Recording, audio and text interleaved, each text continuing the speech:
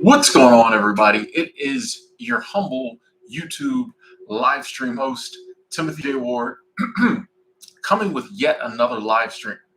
Y'all know, ladies and gentlemen, when we have the time, when we get around some strong Wi-Fi, we like to stream, we like to talk. That makes up for the times when, we don't have the ability or the option. And I got to admit, as much as I love streaming in the car, it is kind of cool to be indoors, not sitting in the Prius. And being able to talk to y'all. I like having my mouse. I can scroll through the comments a little better. Retired 2019, how you doing? So we're going to talk. We're going to talk. Come on in. If you feel so inclined, hit the like button. I want to do a few shout outs. Retired 2019, HRH, Conquer You, MLJ Reacts, WC. All right, let's get right to it. So today might be, at least in the beginning, one of those more ranty videos where I pick a topic and I talk about it. I'll be looking at the comments. I may not be addressing them, at least in the beginning. I may work some of your comments into my rant. But today I wanted to talk about why more of us need to start wasting our lives. I think more of us need to start wasting our lives. That's what we're going to talk about today. I'm going to hold up though. I want to wait till at least got like 50 people. And I was about to say 50 people and like 15 likes. So we got 50 people. Let's see if we can get 15 likes. How's everybody doing? A lot of people checking in. Kevin thinking about quitting your job, travel the country. Do it. Okay, 11 likes. There we go. 15 likes. Thank you. That's all I'm going to ask for. Okay, occasionally I may ask more people to hit the like button. That's all I'm going to ask for. I think, how you doing, Carol? I think more people should start wasting their life. Have you ever noticed that a lot of times when people say you're wasting your life, it's because you're doing things you like? You know what I mean? You ever notice this? Now, real quick, I want to say, if you're doing something with your life and it's harmful or detrimental to you or others, and people say you're wasting your life, okay, that's not what I'm talking about. Like when I was in the throes of addiction and it was a total drunk, I was wasting a lot of my life. Okay, most of my weekends from from age 21 to 34 were wasted. So there are some ways you can act. We're not talking about that. I'm talking about you're just doing things with your life that you kind of enjoy doing, that you like, and people come along and say you're wasting your life because you're not doing the things that everybody else is doing. Society has set these metrics and certain things in motion, and they say this is how you have to live your life. This is what you need to be doing. Anything else is a waste of your life. And I feel like the real joy for a lot of us comes in that wasteful behavior. Praveen, how you doing? Super Chat Squad. That is beautiful. I wish that glare wasn't there. Wish that glare wasn't there. Thank you, Praveen. Super Chat Squad. Did I love being part of your live streams, Tim? Hey, I love you being here, brother. Thank you. And I think the true happiness. Oh, hold on, let me check. I want to see all the messages. Okay. I think true happiness lies a lot of times in that wasteful behavior. Okay? Like that's, you know what I mean? I think we need to give ourselves permission to just live and do the stuff we want to do. Like this shouldn't even be something we have to talk about. This should just be like standard living procedure, SLP. It should be standard living procedure. Everybody should wake up every morning and be like, what do I want to do in my life? Now, I know a lot of people are going to say, yeah, but if everybody did that, no one would handle their business. No one would handle their response. That is not true. Left to our own devices, I think naturally we handle our business, we handle our responsibilities. The problems in the world today, I think, isn't the people who aren't handling their business. That's some of it. I think a big problem with a lot of people's lives today is that they handle in business they don't really need to, that they don't care about. That's the problem. The problem is the average person is spending their life doing things they don't really want to do. That's the problem. You see all this content lately about, people checking out of society. I'm probably going to do a walk and talk about it myself. People checking out of society. Why more and more people, and the content especially harps on men. And I want to do a little more research because I'm trying to figure out, is it more men are checking out, or is that just what they're reporting on, or women checking out of society just as much? But I know people are checking out. You know why? It's because society is set up with these different rules that aren't giving, that when people follow them, society says this is how you should live your life. And there was a time in the past that if you lived your life that way, it worked out for you. Times have changed, and society still has these rules and these boxes that they want you to live within. And more people are saying, wait a second. Not only is that not what I want to do, but if I do it, it's not working out. This is why people are checking out of society. The plan that society has put in motion that tells us to follow is not working out. Anytime you have a structure or leadership and their plans, like, people will follow, what's crazy? Humans will follow other humans to hell and back as long as there seems to be a workable plan. You wonder how, like, military leaders get their troops to follow them, is because they have what seems, I mean, there's other reasons, but if they've got like a good plan that seems like some of us can come out of some of us will come out with a win, or will come out alive, people will follow. Humans will follow other human beings to hell and back if they feel like it's a workable plan. But when it starts feeling like the plan ain't gonna work, and it just seems like there's no hope for survival, that's when you start having like mutinies and stuff like that. I think what we're seeing is like a societal mutiny. People are like, this plan isn't gonna work. Like, it's not. What's in it for me? Like, if I follow this to the letter and do everything you say I should do, what do I get? That's why I think we should do more of the stuff that people consider wasting their lives, because it brings us joy, it brings us happiness. And if more people were living happy, joyful lives, I think society, because right now I think society's sick. Most people can see that. A sick society is going to make all the people who stay within the confines of it sick. But if we start breaking free, doing things that maybe, everybody else considers wasteful, but bring us joy, bring us happiness, we become joyful, happy people, then we can make society as a whole joyful and happy. That's what needs to happen. And I think that's what we're seeing. I always say people are very down on humanity and human nature. You know what I mean? Human nature does what it does. Humanity does what it does. We always seem to survive. I think what we're going through right now is seeing a shift. The system is sick. Society is sick. People are breaking away from it. And I think 20, 30 years from now, we'll look back and be like, oh man, remember we had that big kind of societal revolution and people stopped doing all the normal stuff?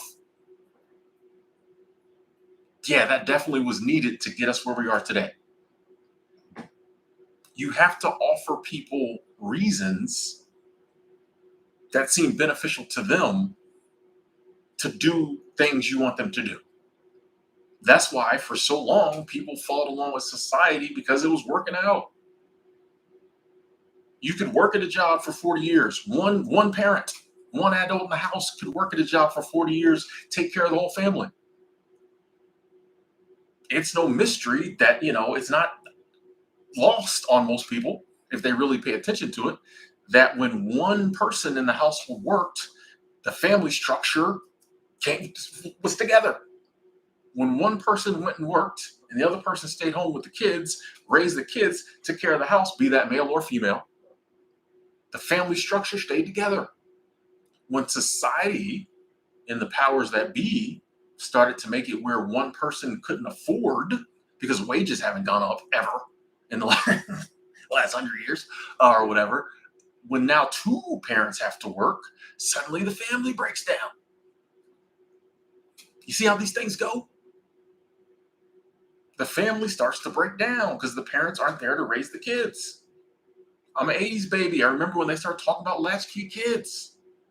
So now the family's breaking down. What do we have? Fast forward 20 years, less people want families. Because, like, what's the point? I'm gonna be at work. I can't raise the kids. You know what I mean? Like, you see how it all. And I'm one of the first. I'm front lines on that. Not married, no kids.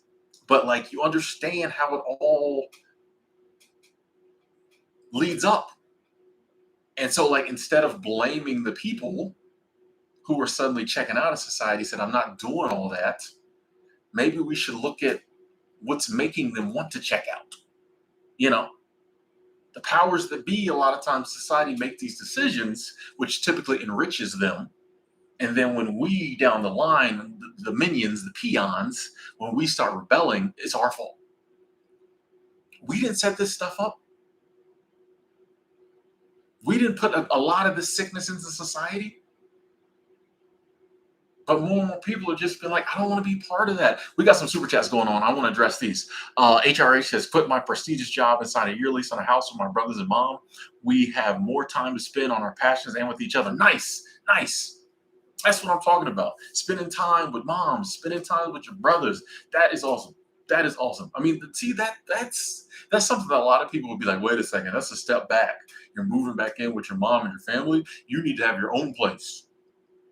You need to work 70 hours a week so you can have your own place. No, move back in, save money, have more times for your passions, and like spend time with each other. That's amazing, HRH. Tell your mom and brother to say what's up. And Ken coming through with love. Oh, I didn't give you your super chat squad. I didn't give you your love. I'm sorry about that. I am so sorry about that, HRH. That is love. That is love.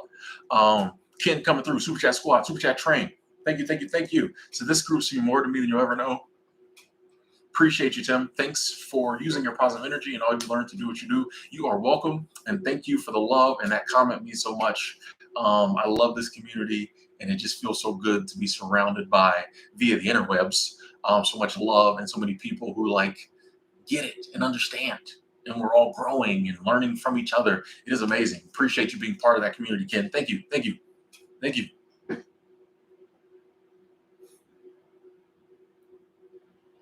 Oh, sorry, I'm just checking. Yeah, it's just, and like I said, I want to do a walk and talk on more in depth on like why people are checking out of society. But I think it's a good thing. You know, the only way you change things is through like revolution. And more people are just realizing I could do it this way, but it's not gonna help me. Like, I'm not, you know what I mean? Like, I'm not getting nothing out of it. What am I? More people like, what am I getting out of it? So they're turning to like, what do I want to do? I don't want to do that. What do I want to do? And they're doing that. And they're like, well, at least I get happiness from doing, you know, even if it doesn't work out, at least I got some happiness from doing it. What do I do for fun, Howard? Super chat squad. Thank you, Howard. Thank you. That is love. Thank you. I'm sorry about that glare, folks. I don't know how to get that glare off of there. Or is it on my camera? No, I think that's on. It's just the lights. Thank you, Howard. Super chat squad. Appreciate the love. I hike. I talk to my friends on the phone when I'm around them. I hang out with them. Go to lunch with them. I'm very simple. Today I walked around the park for like 3 hours. I just like being outside, being in nature, walking, doing these live streams. I'm very simple, man. You know, and that's an example. Like today, I literally got up, went and found a coffee shop. Was not the friendliest coffee shop I've been to. Don't think I'm going there tomorrow. One of the things I love when I go to a new city, finding a nice coffee shop. You know, caffeine is one of my few vices left. But and then I just walked around the park literally for like 3 hours. Came back home, watched a little Tough as Nails, you know, rested a little bit. Later, I went and walked around the park one more time, probably about an hour or so ago, a couple hours ago. A lot of people would say that was a wasted day. Timothy, you could have been working. You could have been making money. You could have been being a productive member of society. You just walked around. To what end? There was no end. I wasn't counting my steps. I wasn't trying to exercise, even though I was getting exercise. I just wanted to walk around the park. Looked at the other people walking around the park, hanging out in the park, watched the cops rolling around the park. You know, I observed the homeless situation in the park. which is always something I think about and try to figure out. But to a lot of people, that would be a wasted day. But to me, that's life. That's living. Like, and I was so grateful. One moment I had a little gratitude moment, and I was like, man, it's so cool. I'm in Salt Lake City right now, and I was like, man, it's so cool to be walking in a park I've never walked in before. I love when my feet touch parts of the earth they've never touched before. To me, that's what it's about for me. And I think everybody has those very simple, a lot of times free things they enjoy doing. Now, we also have things that may cost money we enjoy doing. Nothing wrong with that. The reason you make money is to be able to like handle business and live and survive and do the things you want to do. I really wish, side note, I really wish we saw life as like doing what I love, and money is just a tool to help me do that, as opposed to most people see life. Society tells you it's all about getting money.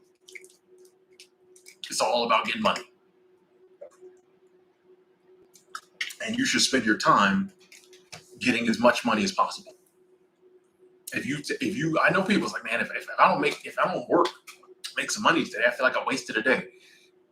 Bro, like, if you got a plan and if you got bills to pay and kids to feed, I got you.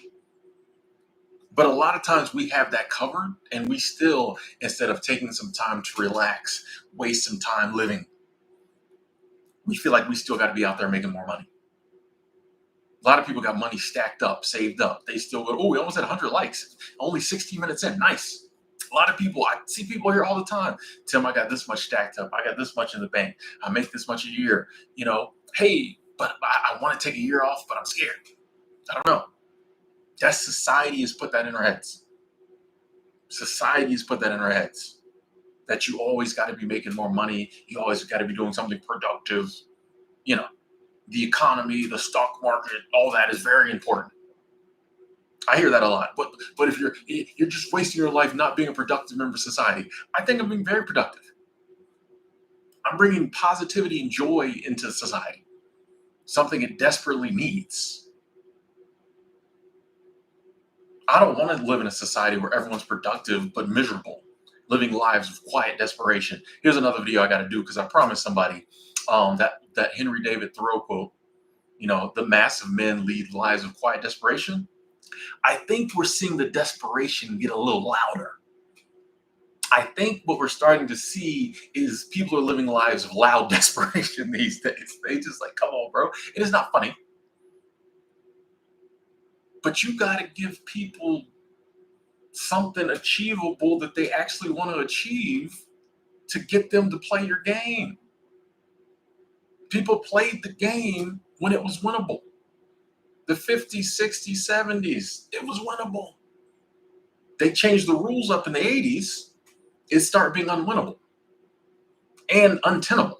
So now we just have more and more people being like, nah, I'm not doing it. I think it's a good thing. And I want even more people, because what will happen is we can change society. We can change the system without like violent revolution. A lot of the younger generation, a lot of things they're doing that, older generations just think are crazy, is them changing the system. Just like there was a lot of revolution and revolt in the 60s. They were going through one of those situations with the young people just like, nah, like, I'm not, no. They can see the handwriting. They're like, this don't even make no sense. I'm not doing this.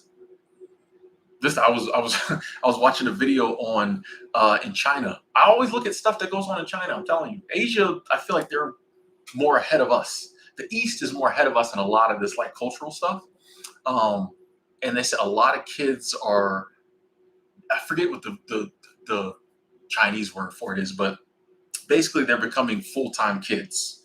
So the kids are graduating college, and then they're becoming full-time children.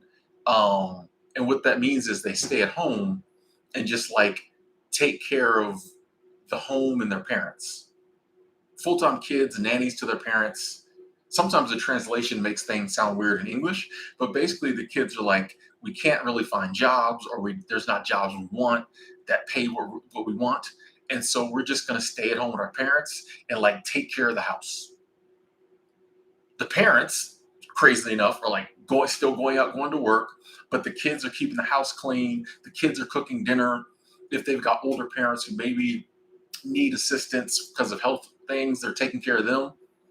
It's like the parents got the money and the kids just like stay at home and take care of the house and them. It's a crazy thing. It is a crazy thing. It'll come to America. All this stuff that happens in the East comes here about 7 to 10 years later. But that is an example of them just being like, we're not, the younger generation, like, we're not going to play this game. Like, I'm not going to get this college degree and then go work for peanuts. If I got to live at home anyway, well, then I might as well be helpful to my parents. Like, what's the point of all of us going out and working jobs and I'm still going to be broke and I'm still living at home? Why don't I just do the stuff around the house? Instead of us all going to work, all coming home tired, the house gets neglected. Grandpa don't got nobody to drive him to the dentist, to therapy, to physical therapy. I'll just stay home and do all that stuff.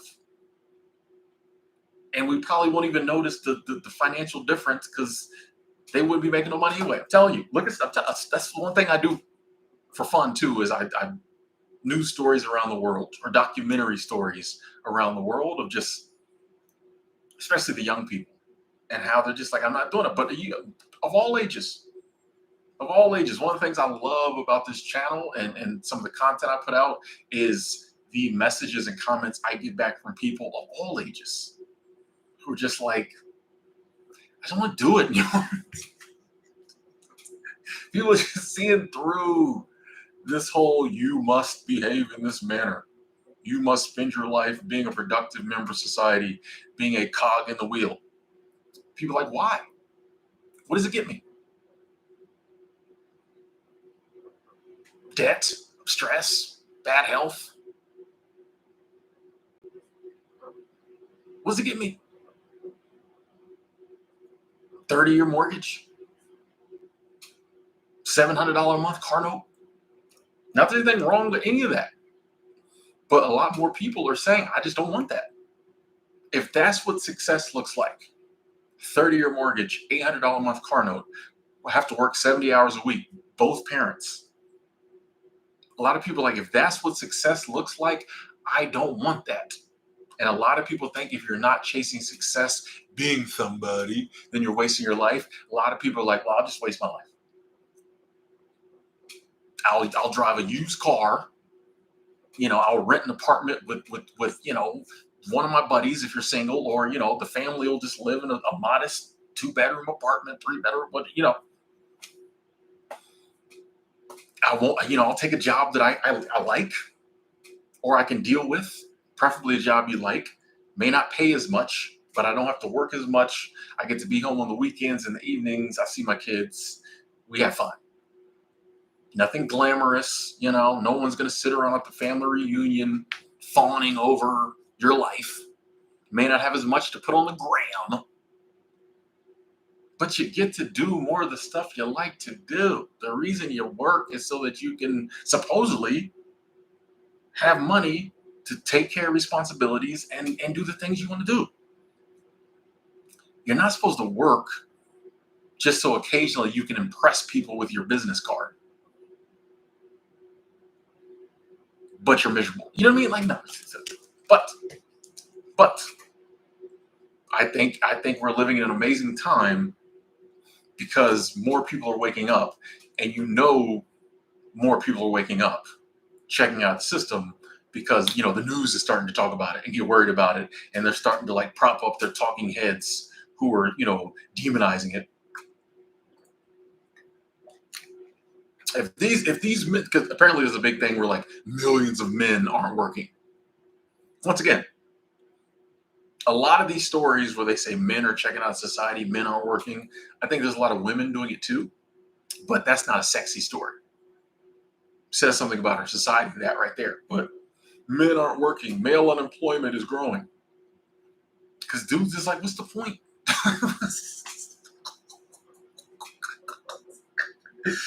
But you get these people that, back in my day, being a man meant going to work, bringing home the bacon. Back in my day, being a man supported his family and blah, blah, blah, blah, blah. And men are like, that was your day. Not saying that's not true, but it's like in society today, more and more young men are just like, I don't know if I want to get married, have 3 kids, and have to spend the rest of my life working to take care of them. And my wife have to work too. Or my mate, I should say, have to work. You know what I mean? More and more people just like, we don't get that. And I'm talking for men here. And women can chime in. As a man, I don't think I would get that same feeling of being a man that my dad got or his dad got because of the way the system is set up now. Back in my dad's day, my granddad's day, man could go to work, bring home the bacon, take care of the family, one salary, and he could have that manly feeling. Not the same today. If everybody works, and once again, I'm not saying women shouldn't work, don't go there with me. I'm just saying a lot of these societal roles that people have been put in, or they try to put the genders in, you can't hold people to those when the game has changed. The game has changed. A man goes out and works, supports his family, but the woman has to work. You know what I mean? Everybody's working. So like, why am I can't get that feeling. I can't get that feeling in today's society. So why are you trying to pigeonhole me into still doing that? Saying I'm not a real man. You know what I mean? Like, so I think those people, like, I'm not doing it. More and more, even like women's roles in society shifted them, but still want to like hold women to, everybody's got to work, but then they still like, if the house ain't clean or you know what I mean? They blame the woman. A real woman can go to work and, take care of her family. But bro, stop. Come on. Stop. You expecting the same thing from people, but the game has changed and the outcome ain't the same. Like, stop. More people just like, I don't think I want to do it. I don't want the struggle. I don't want the hassle. And I get people in the comments all the time. A real man does this. If you don't do that, you're a coward. And lately, because I've been in that mood, it probably is a little petty. It probably is not the best thing, but I've been commenting back. Well, I'll take being a coward then. Because here's the thing, ladies and gentlemen, and I know some of y'all will definitely get this, and I hope those of you who don't will eventually one day. If you get it, you get it. Throw a like up. If you don't get it, throw a like up saying you hope you get it one day. When you really, truly, genuinely love your life and what you're doing, most of the time, we all have our down day, whatever. When you really, truly, genuinely love your life and what you're doing, it does not matter what people say about it because you love it. So people are always trying to like analyze my life and other people's, but I can only talk about the comments I get, really. People are always trying to like analyze my life and be like, well, if you do that, then you're a coward. You're not a real man. You're all this stuff. But they don't understand that, like, I don't care what you call it because I like it. You know what I mean? It's just like if you got a mate that you really are into and really love, it don't matter what no one says about them or calls them. You love them. You know what I mean? It's like, I love my life. You can call it what you want. You can say, Timothy, that lifestyle you have is insert whatever adjectives you want. And I'm going to say, okay. If living the life I love means I'm this or my life is like, cool, I'll take it because I like it. Like, you know what I mean? Like, it's so funny to me. I'm having fun. I'm enjoying it. And I just want everybody to get to that point where they're just like, yeah, you may think my life is wasteful, but I really enjoy crocheting baby blankets and selling them on Etsy.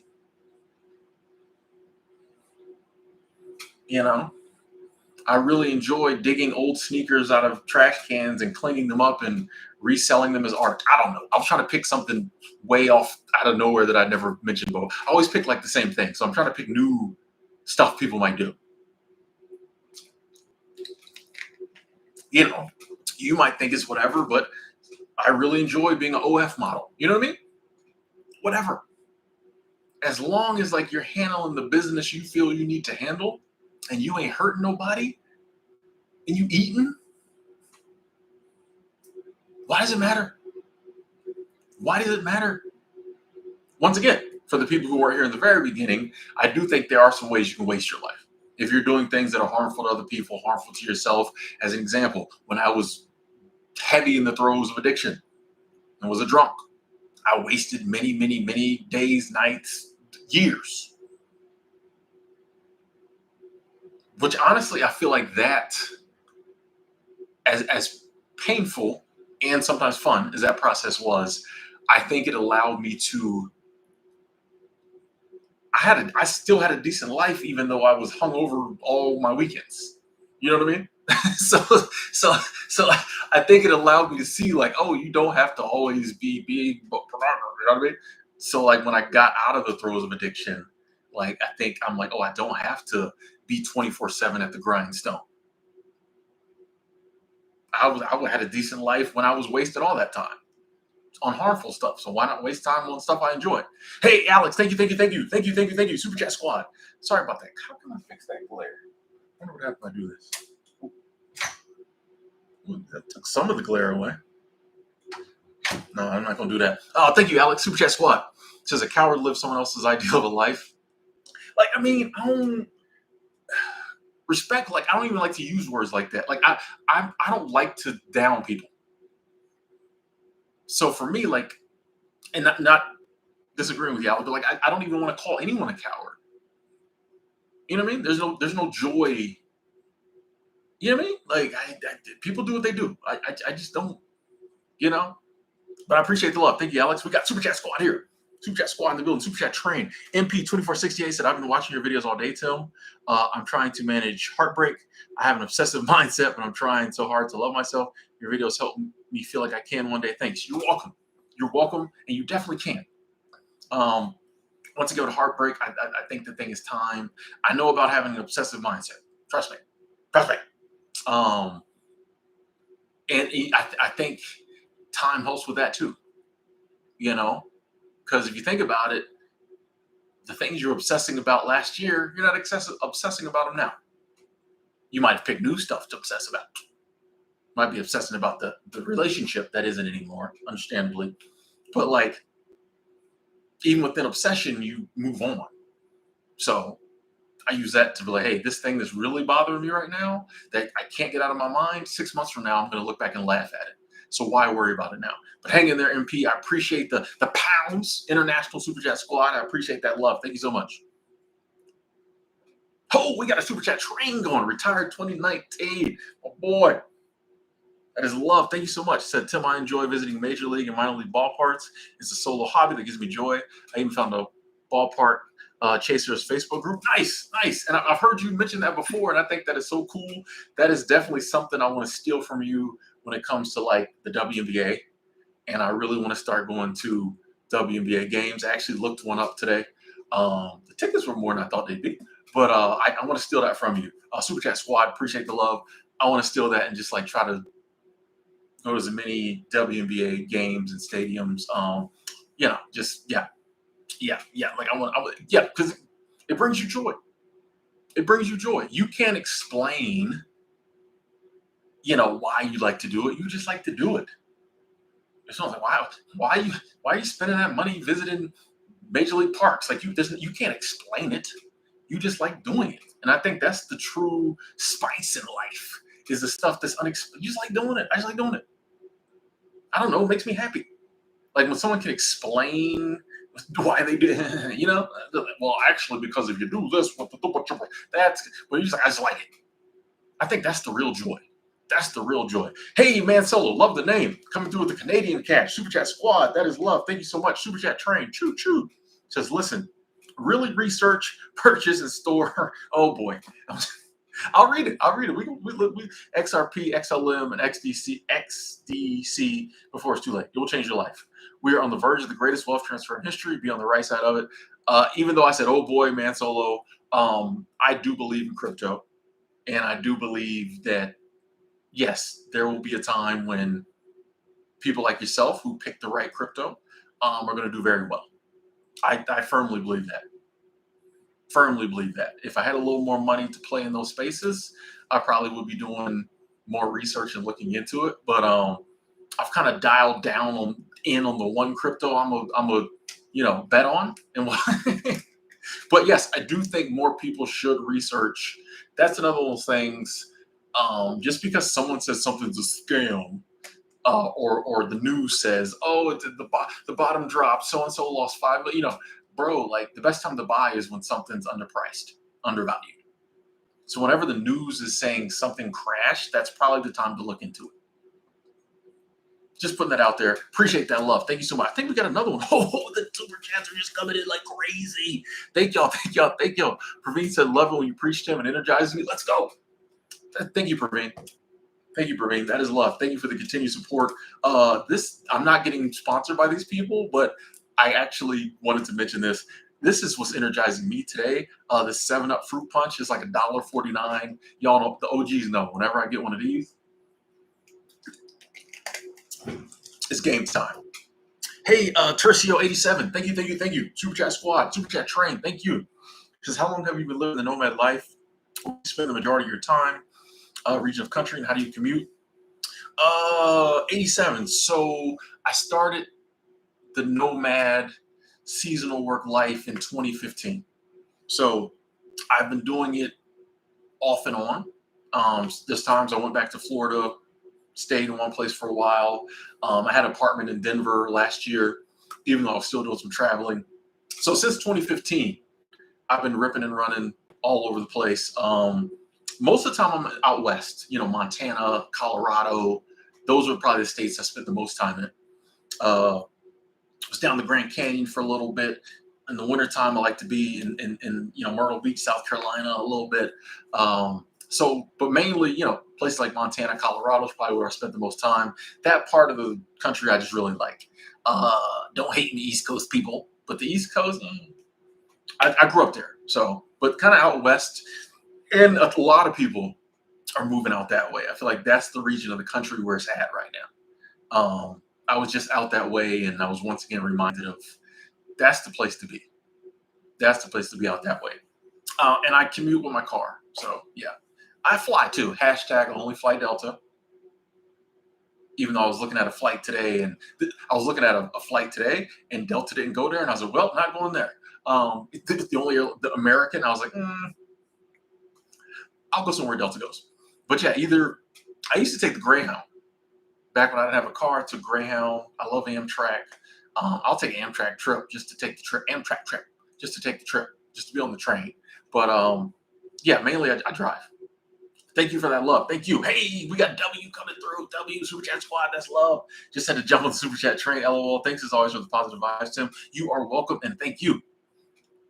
And last but definitely not least, we got Corey Cometh. Said I was on Cool Works today, seeing some pretty cool jobs. Yes. I've been sending out the link. Thank you, Corey Cometh, for the continued support. That is love. Thank you. I've been sending out the link in the comments. Like somebody today was like, make sure I didn't miss a super chat in here. Did I miss one? Oh, there's one more. Oh, hold on. But yeah, somebody today was like, hey, because my video about living places to sleep in your car, which I really appreciate that video has been able to help some people. And someone was like, hey, struggling with this homelessness. Hopefully I can find a place. And I just sent them the link for CoolWorks. They have a page that's jobs with housing. And I sent them the link to that page. And I'm like, hey, maybe this will help. CoolWorks is great for, hey, I want to work in some cool places, get away from it all. But I think it's also really good. These jobs usually hire you pretty quickly. Most of them have housing. All the ones on the jobs with housing page have housing. And some of them even have meals. So, that's I've been recommending that a lot. I'm glad to hear you was on CoolWorks. Like, there's your coworkers, tell them I said hi. There's really nowhere to tell them I said hi, but I still like to say that. But thank you, Corey Cummins. We also got what's up, Khalil. Thank you, Super Chat Squad. So my joy is love hearing about people living their purpose. Love see people happy. Same. That is awesome, and like that's I just want people to be happy, do things they love. It's telling that that's a novel concept. You know, it's telling that someone has to come along and wake us up. I was the same way. Like someone came along, woke me up. A lot of people know my story, but I just started. I think it was 2013, 2014. I just really started. I was coming home from work. Previous to that, I was doing comic book stuff. I was big into comic book collecting before that. So I would come home and just like make comic book videos, watch comic book videos, buy comic books on eBay, sell comic books on this. And then I started to transition to like watching tiny house videos. I don't know. And all the people in those tiny house videos were like, most of them were minimalist. And I think I'm just fascinated by small spaces, and I really started to get the bug for like not having a lot of possessions. Which sidebar, I'm gonna downsize some more clothes in the next couple days. Anyway, but I just noticed that like all these people seem to like have to be like living, and I think maybe that's what's really resonated. The more I think about it, maybe that's what really resonated with me. And I think the minimalism opened the door for a lot of that. But like they all just had, they were talking about their passions and stuff they love to do. Even if the video was about, oh, this is my tiny house, they always worked into it, probably because it was a main focus of their life, the things they like to do. And I think, like I said, the more I think about it, I think that might be what I really latched on to. Because they just all seem to have like intentional lives that wasn't just make a ton of money, even though some of them were doing very well financially, but that wasn't what they were talking about. Unless it was kind of like, oh, this is my little side business I love to do, but like they're living life. I wanted that, like that's like I just want people to live life, bro. Like just live life, enjoy yourself. Now I know it takes work. I'm not saying it's easy, because we're brought up in society. We believe what society tells us. We take the steps to follow that path. But one day we eventually like, I don't know if I want to keep going up that path. It does take work, because you got to figure out how to still pay the bills, feed the kids, keep the lights on within the framework of spending as much time with the people you love, doing what you love. That's one of my life models. Do what you love with people you love. So it's not always easy. It can take years, depending on how much responsibility you have. But isn't it better to be working towards that? Here's the thing. As you're working towards it, you're doing it. Right? So if now, maybe these days, I only have 10 hours a week I can spend doing what I love because I'm still working this job, blah, blah, blah, blah, blah. But if the whole time I'm working on freeing myself up more, this year I might only have 10 hours a week. The next year I might have 20 hours. You know what I mean? Like as you're working towards your ultimate goals or your ultimate life, you're still doing it. If you're spending as much time as you can wastefully, in some people's eyes, living your life, you're spending as much time as you can living your life. That's the goal. And then over time, you can design it so that you have more time to do it. And then ultimately, your life can become, doing what you love with people you love most of the time. You don't have to go into it with a clear-cut plan either. Because the big thing, and I totally understand it. I get it. I get this comment almost every day. Timothy, but I got to work. I was having I usually don't respond more than once, but I was responded a couple of times to a comment today. It was on my video, like how to quit your job and still pay the bills or something. And basically the person commented, and I appreciate the comment. If you're in here, appreciate the comment. It's all love. Basically they commented, most people are going to have to work a 9 to, like people have bills to pay. So people have to work a 9 to 5, bottom line. And I was like, yeah, I get what you're saying, but like, I know for me, most of the people I look up, a good portion of the people I look up to and admire don't work like a normal job.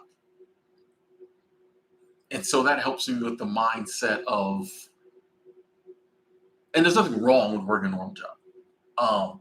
But the mindset, I wish more of us had the mindset of like, there are other options that I could choose if I chose to. These days, we crank the kids out of high school, and it's like, you better go to college, you can get a good job. The only option is getting a job. Where meanwhile, every single day we look around and see people who don't work a regular job, or they have some type of hybrid of a regular, you know what I mean? So you don't have to go into it with a clear plan of how you're going to waste the rest of your life doing what you love. But like, we see people every day who are doing it, and they probably didn't go into it with a clear plan, but one day they just was like, I'm gonna figure something out. God's got me. The universe has got me. I'm gonna figure it out. And that's what I was trying to tell this person. I'm like, I just want us to shift the from the I gotta have a 9 to 5 to survive mindset. That's I don't care if you have a 9 to I work sometime. You know what I mean? Like I'm not demonizing work, especially if you have a job you love. Get up and go every day, whatever. I just want us to shift from a I have to get up, work a 9 to 5 that I hate the rest of my life to survive, and get to the like, I'm not, if that's not what you want to do, I'm not going to do that. Let me start taking steps to do something different. The problem is most of us never get to that place of let me start taking steps to do something different, but it's not really our fault because we've been programmed that you can't do anything different. People will say they call it work because it sucks. They call it work because there was probably a Latin word called worki that meant a Greek word sounded similar. Praveen coming through. Thank you, thank you, thank you, thank you. Super Chat Squad, that is love. Thank you, Praveen, coming through again. Praveen, you must have got paid. I'm messing with you, Praveen. You know it's all love. You know it's all love. Praveen said, I would ideally love to travel once a month. You know, amazing. Only thing I would say was be to frame it. I'm going to start traveling once a month. Y'all know me. I say write it down. I know some of y'all are like, oh, Tim's getting into that woo-woo hippie talk, manifesting stuff. It has worked for me.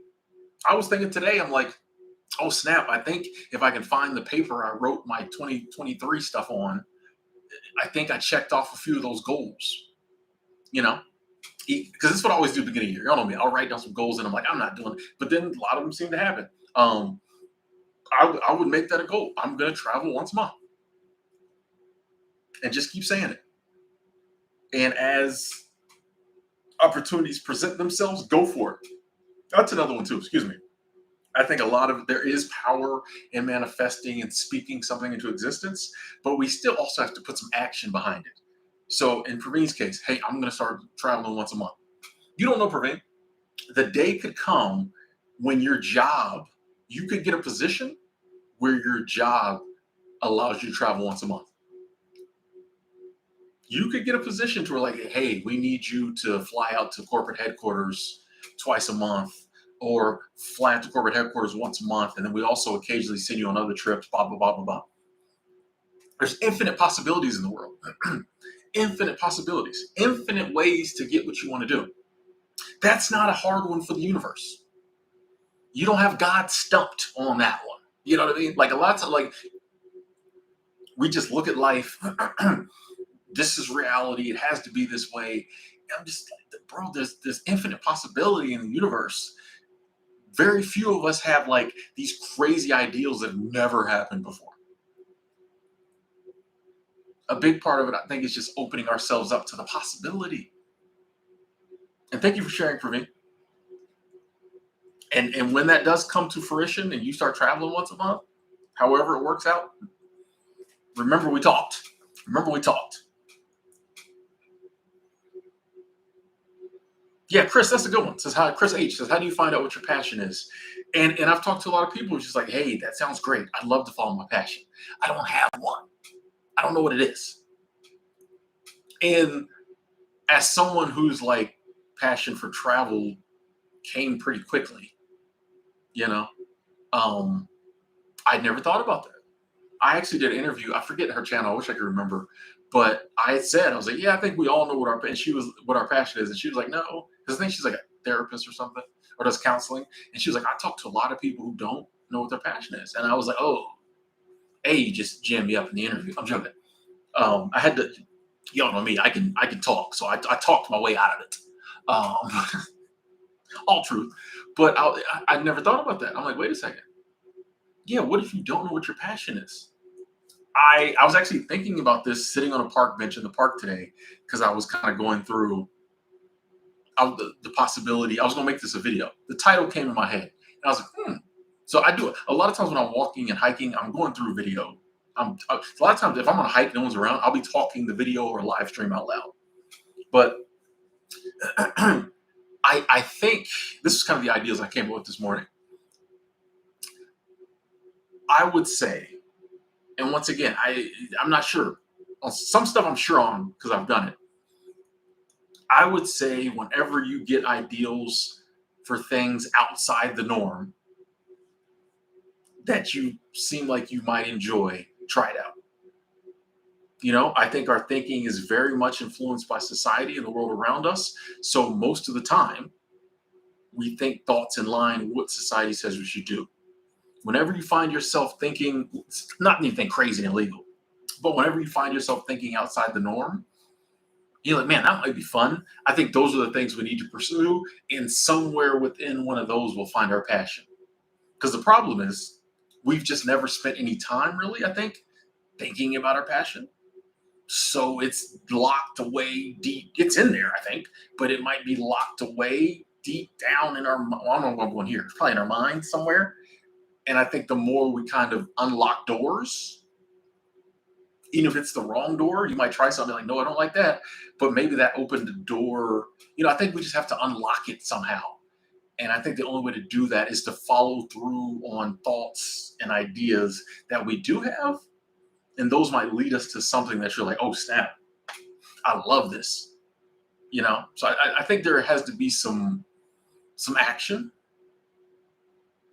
on our part to I think we got to break out the mold. A lot of times we're just stuck in the mold. We got to break out the mold somehow. And I think then maybe our passions start to show themselves. Whereas now, yeah, they're just super suppressed. And yeah, to a moments of essence point, free time, I think. I know for me, even though, like I said, the idea of travel came very quickly, but it did take, that little period, when I got rid of 90% of my stuff and my apartment was super empty. And then it occurred to me like, oh, wait, I don't have to work as much because I'm not like buying stuff like you know what I mean? I'm like, oh, I'm paying the rent. After with 2 weeks paychecks, I've paid all the bills. I paid the rent, I paid all my bills with 2 weeks paycheck, and had money left over on the second paycheck. And I'm like, oh, for the other 2 weeks, like,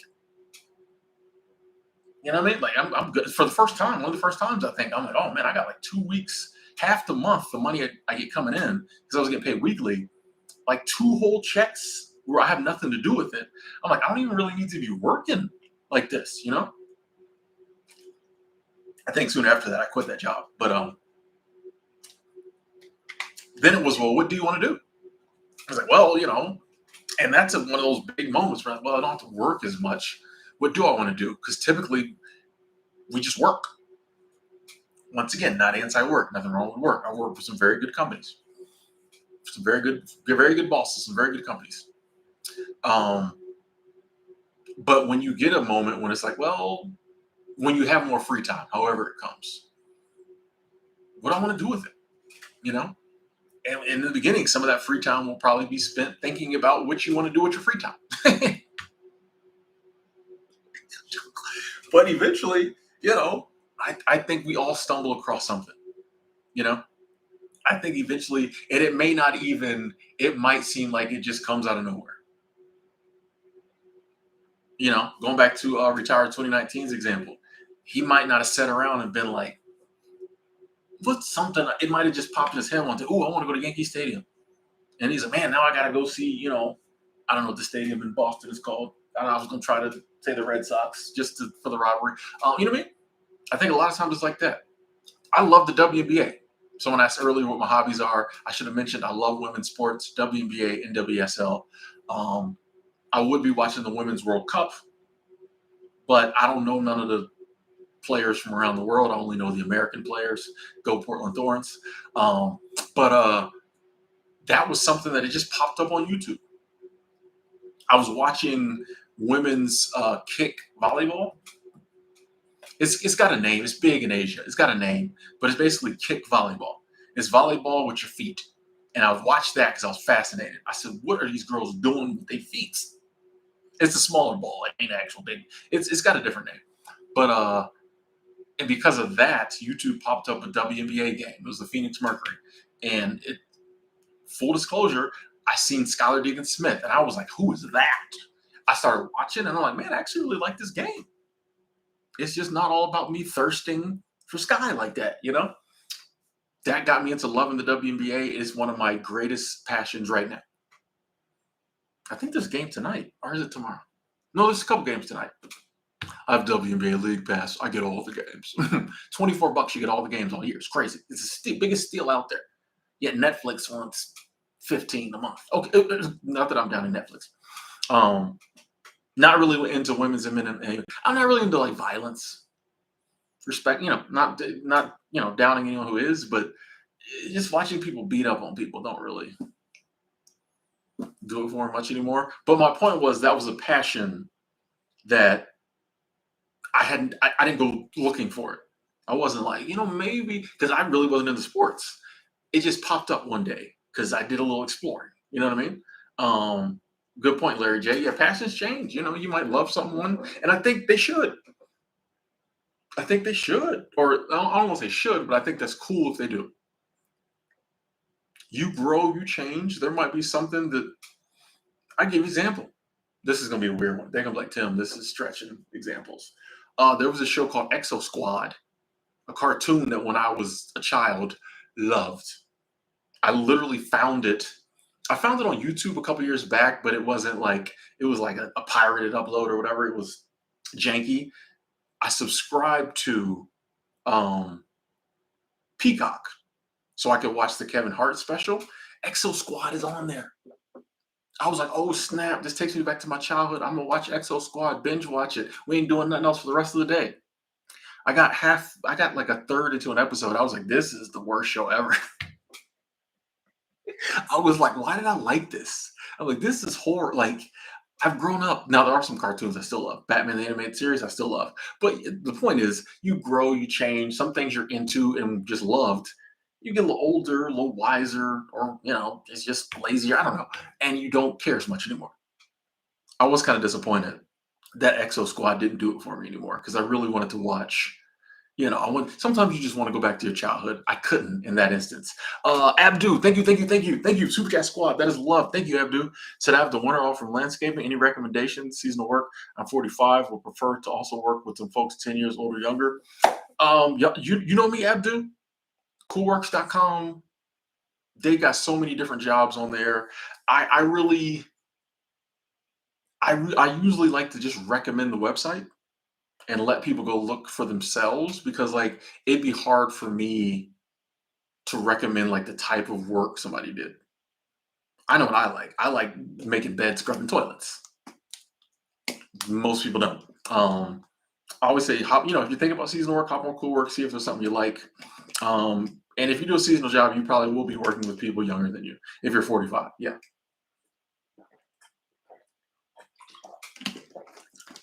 Yeah, most of them going to be 20 somethings. So, Super Chat Squad, appreciate that love. But yeah, I mean, the wintertime, all the ski resorts are hiring. I can say the YMCA of the Rockies, in the wintertime, you get your own room. You used to. Pretty much everybody got their own room. So if you're 45, you're probably going to want your own room. The YMCA of the Rockies, lots of work during the wintertime. Three square a day, and it's like buffet style. So you can basically eat as much as you want. Get your own room. It's in right next to Rocky Mountain National Park. It's a very cool place, and you will definitely be working with people younger than you. You will definitely be people working. You said older and younger. Ooh, you'll definitely be working with people younger. And I appreciate the love. Thank you, thank you, thank you, thank you. And I appreciate everybody being in the chat. Talking amongst yourselves. We're about to come up on the hour, and so I think I'm gonna shut my rant down. I'm gonna get in the comment section. 309 people in here, amazing. 249 likes within the first. This is a great stream. I'm hopping in the comment section, so if you got something you want to ask, talk about, let's talk about it. We will begin with the comment portion of this stream now. Oh, I'm hopping in the middle of other people's conversations. I'm being rude. Is there a Canadian equivalent to Coolworks? I don't know. I don't know. It's not as good as Coolworks. I'm joking. I'm joking. I'm joking. I just really like the people at Coolworks. Razzicaddy, what's up? Had to start a serious job after wasting your life for a few years. It happens. It happens. You go back and forth. You go back and forth. Pox, I do not smoke weed. I used to back in the day. I was never a big weed smoker. I'd smoke if like we were drinking and my friends had it. But once I got sober from alcohol, it was kind of like I don't really want to put any other mind altering substance into my like it just wasn't a big enough deal for me to keep doing it if I was sober. And like I said, I never bought weed. I think I bought weed once for a girl. We got ripped off over on Walker Street in Live Oak, Florida. I might have bought weed 3 times in my life. So like once I stopped drinking and hanging around people who smoked, I'm gonna go searching for the dope man. You know what I mean? So it just was like, what's the So now if I go around the rare occasion I get around someone who smokes, they already know, like tell me don't smoke. So like it just don't do nothing for me. Like I love like being substance free, except for like caffeine and sugar, which might be worse. But as far as like mind altering drugs and stuff, I'm not against them. I just don't see the point in doing them. Abdul, I'm actually not working now, so yeah.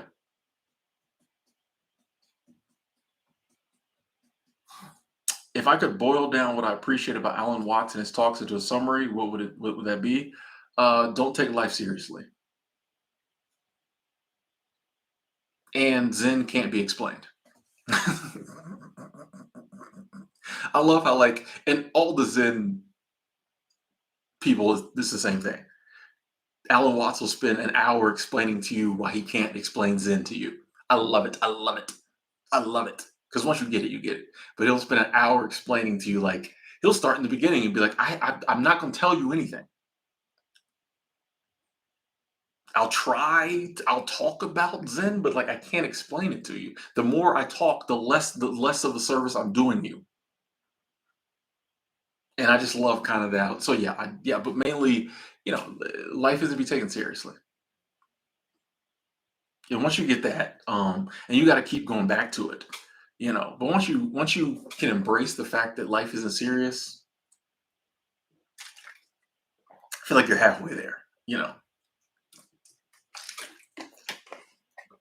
Elf Mix, you got an amazing son. They just got you some Alan Watts. Yeah, man. I was driving the other day, turned me some Alan Watts on. I've heard a lot of his talks. There's a 24/7. It goes away sometimes, but there's a 24/7 Alan Watts stream that I listen to a lot. Usually, when it goes away for a while, they upload some new material to it. So I haven't listened to it. It went away for a little bit, and I listened to it a little bit. I think there's some new stuff on there, so I'm excited to listen to that. But yeah, Alan Watts is once again, as I was saying earlier, one of my heroes in life. Didn't work a real job. Just talked for a living. Love it. The Wilton one says, "How do you deal with the fear that comes from choosing joy? I grew up in poverty; it's a haunting experience, and I would imagine because of your past, it's a more daunting task to choose joy because you've experienced poverty and you not trying to go back. So like that's probably one of the crosses you have to bear is that you're gonna have to it's going to be harder for you to choose joy because you've got like a bigger hurdle to jump over as opposed to someone who hasn't experienced poverty. they not as scared of it. Like we all scared of going broke, being homeless, but or, but like if someone hasn't experienced it and don't know how bad it is, it's a little easier to be like, I'll just choose joy. If I go broke, I go broke. You know what I mean? So I think we all got our stuff. And for you, that's probably going to be the biggest thing is to like overcome that. And with fear, no matter what it is, whatever the level, I'm a big believer is we just have to do it scared. It's kind of like you have a broken heart, time heals it. With fear, if something you really want to do, you just have to do it scared. Hey, I've been broke before. It sucked, but I got up out of it. If choosing joy makes me go broke again, I'll get up out of that. Something along those lines. Whatever like inner dialogue you have to tell yourself to get yourself to choose joy despite the fear. It's really the only option. Because like you can't think your way, like fear is an emotion. So a lot of times we try to use like rational thought to think ourselves through fear, and it almost never works because like it's an emotion. You know what I mean? It's like trying to think yourself through heartbreak. It really just the only thoughts you really can do are the ones that are like, hey, I just got to get through this.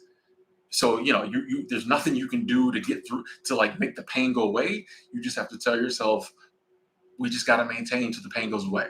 I think the same is true with like fear. Like we can't think it away. We just got to be like, hey, I just got to figure out. We just got to do it. Does that make any sense?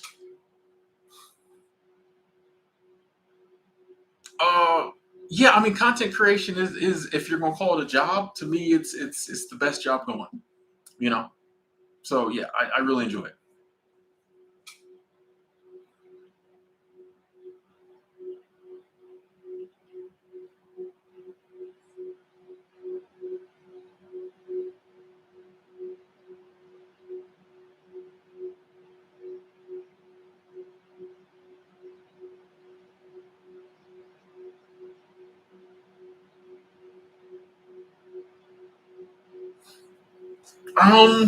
Would I call myself a full time content creator? I'll call myself a content creator. You know, I guess there's times when I am and times when I'm not. So I just kind of I'm a content creator.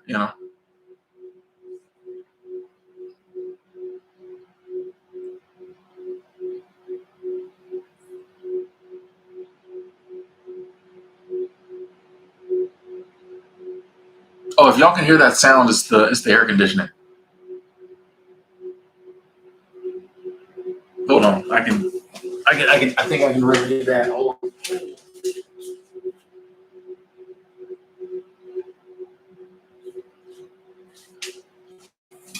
That should the sound should go away soon. Oh, I like that, Howard. It said life is a video game. Enjoy playing it. Money is the points you collect. I didn't even got a comment on that. That's brilliant. Exactly. Is believing in yourself a skill? Yeah, I think you could say it is. I think you can say it is. Yeah, yeah. It's a great skill too.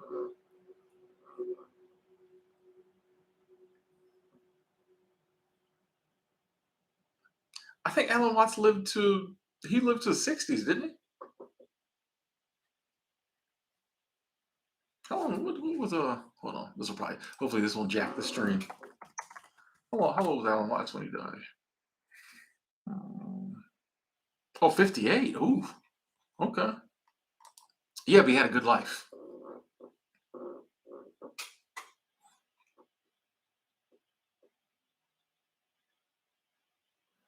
My opinion on the LGBTQ community, I love it. I love it.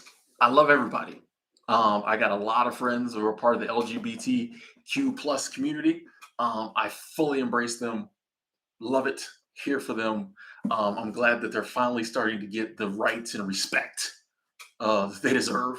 You know what I mean? Like I said, I grew up in the 80s, so that was a time when it was still wide open to just say whatever, in a lot of cases, do whatever you wanted to be to do to people in that community. So I'm glad we're finally living in a day and age where people understand that like people are people, and everybody should have the same rights as everybody else.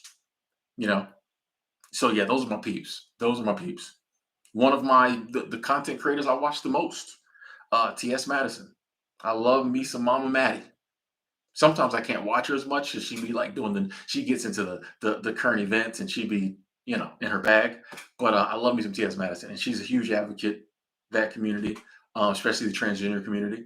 So yeah, man, those are my peeps, man. Those shout out to my alphabet peeps, man. We in here, we in here, we in here. It's all love. It's all love.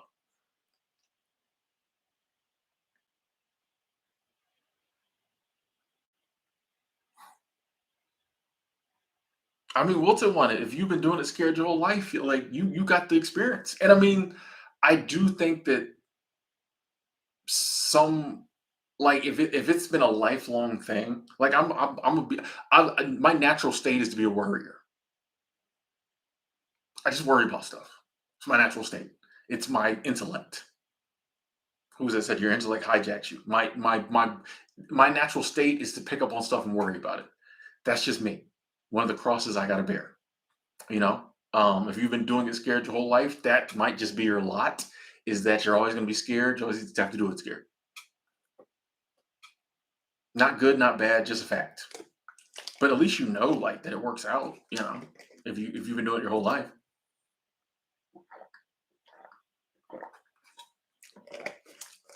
First step in decluttering your life to be more minimalist and free of unnecessary stuff. I always say start small. I think sometimes people try to start too big, and I'm all about baby stepping everything. So I say find a junk drawer, that closet you throw everything in, your garage, unless you have like a three-car garage full of junk.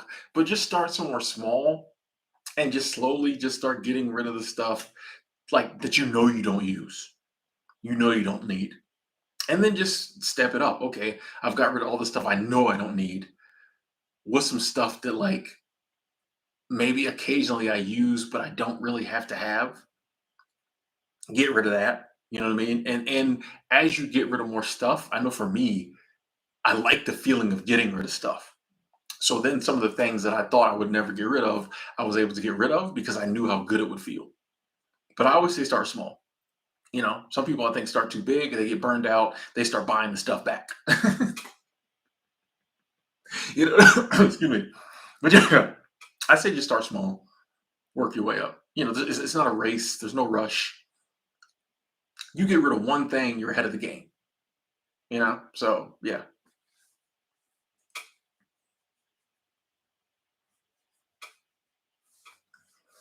What memorabilia is worth keeping and giving away? I think that's personal for everybody. You know what I mean? And once again, there's no rules to minimalism. So whatever you feel like getting rid of, get rid of. Whatever you feel like keeping, keep. You can don't the stuff you get rid of, you can throw it away. I always say it was like dumpsters, dollars, donate. Some stuff, a lot of my stuff, I threw in the trash. People are like, don't do that. No. For me, it was easier to throw it away. I paid for it. I can do what I want with it. Throw it away. You can donate it. Goodwill, whatever. Or you can sell it. Or you can just gift it to somebody. It's kind of up to you. There's no rules. Do what you want. It's your stuff. You do what you want with it. Um, and there's no rules of what you have to keep, what you have to give away, or what you have to get rid of. It's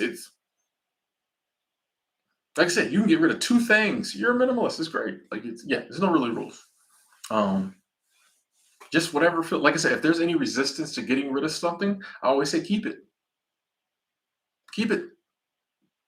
And go back later and see if the same resistance is there. I know for me, a lot of times it wasn't. There was something I was like, I could never get rid of that. I had a Batman number 26. 26. It was from like 1948. Y'all not feeling how special this was. 26. The 40s. This comic book cost me hundreds of dollars. I was never getting rid of that. Fast forward a year, I went to the comic book man and sold it. He couldn't believe it. That's how special a book it was. He couldn't believe I walked in the door and wanted to sell him a Batman number 26. He was like, golden age, like number 20, like actual. I'm like, yeah, bro, like 26. He's like, wow, like he had to go in the back, figure all kind of stuff up. He's like, I don't even know what to, you know what I mean? He didn't give me what I paid for it, but he gave me a good price. I don't think he gave me what I paid for it. But there was a time I would have never thought I'd get rid of that book. That was my crown jewel in my collection, one of them. But the day came. It didn't mean I had it, and I could always say I had it. The story is still there. Because honestly, I don't even think I ever really looked through it. It just sat in my collection. It's too. I'm not looking through that book. It's too old. Hands. I might have looked through it once, but I can say I had it. I didn't need to keep it, and I could use them hundreds of dollars. So,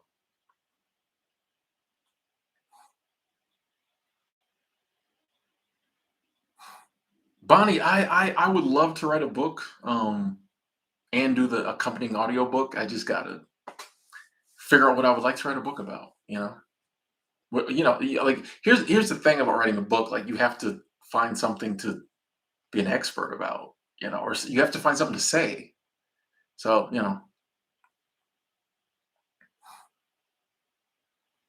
oh, Dusty Old Hat. I was getting comic books graded back then. Yeah, man. I had some decent. Oh, we was getting them CGC. Trust me, we go trust me. We was spending. We didn't. Yeah. Oh, when I say I was a comic book collector, when I say I was in the game, your boy was in the game. Like your boy was in the game.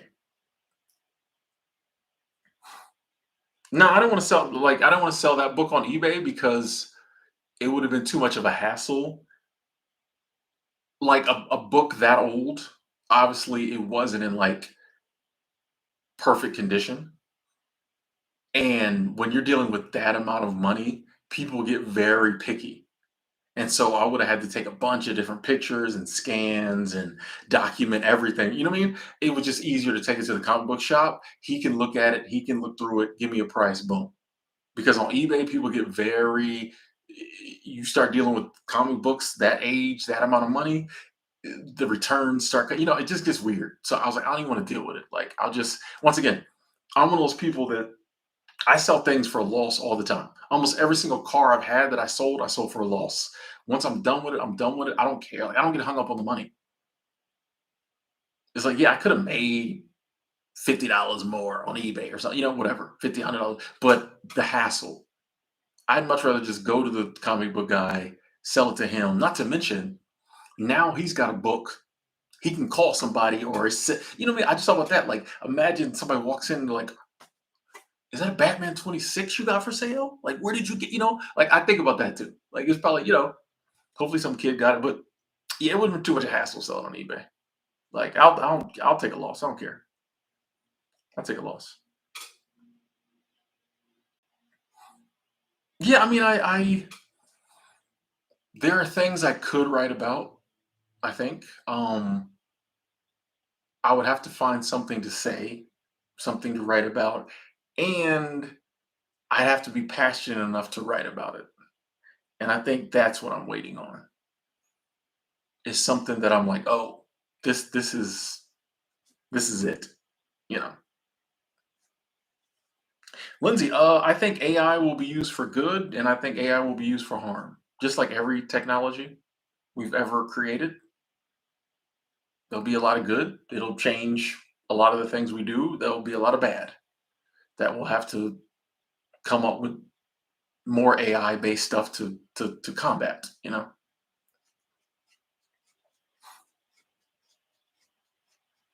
Hey, Ryder, how's it going?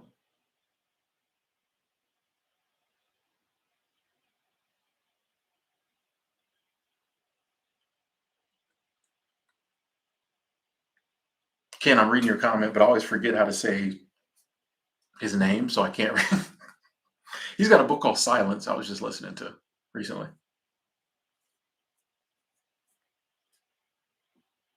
There's an early 2000s song called "Jumping, Jumping." You sure that's the title? I don't believe AI. I don't believe AI is going to like take over the world like Skynet. I think AI will take over a lot of the things we do currently, but I don't think like that's a human concept. Oh, take over. Machines don't want to take over unless they're programmed by humans to take over. Your microwave doesn't want to take the world. Why? You know what I mean? That's a human concept. So. Jan, is the altitude affecting me in Utah? No, not really. Like, I mean, I'll be in the mountains all the time, so I'm far more likely to be affected by the lack of altitude when I go home to Florida than the altitude in the mountains. I'd be 6,000 up above 6,500 feet all the time. So,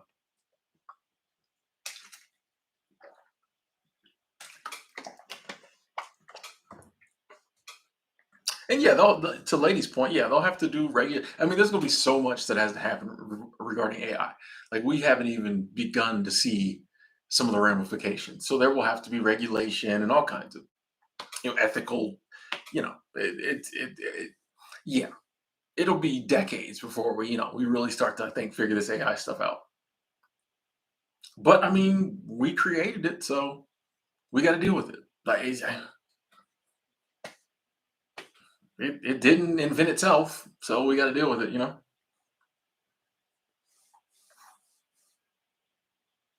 So, Ken, you gonna do the rain retreats in France? Okay, okay, okay. Author, I've never done any psychedelics. I just never like. I got a really good friend. She's huge into that. She's gonna make that like her life's work, and I'm so happy for her, and I hope she does it. Uh, it just never. I just never had the desire. The only thing that might possibly, even pique my interest about psychedelics or people saying it can take you to different spiritual levels. But I'm like, well, why can't I figure out a way to get to that spiritual level without psychedelics? So that's kind of, and once again, no disrespect to anyone who takes them, but I'm just like, that almost sounds like a cheat code. I want to get to that level sober minded. Like, if you could just think or not think yourself to Satori or a spiritual awakening, that to me just sounds so much better. But that's just me. So yeah, I just never, my mental state is very fragile anyway at times. So I just don't want nothing messing with it.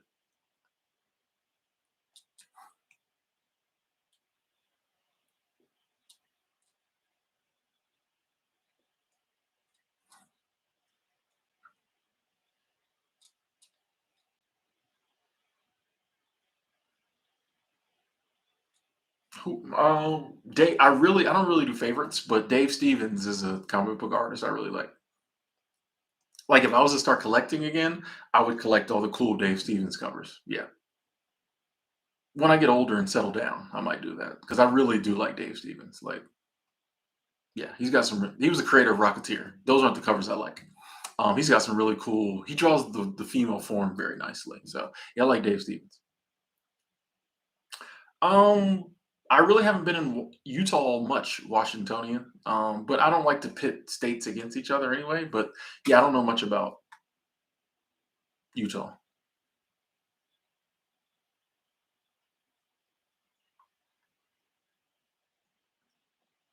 I mean, yeah, I know some people don't see psychedelics as a cheat code, but like I said, me personally,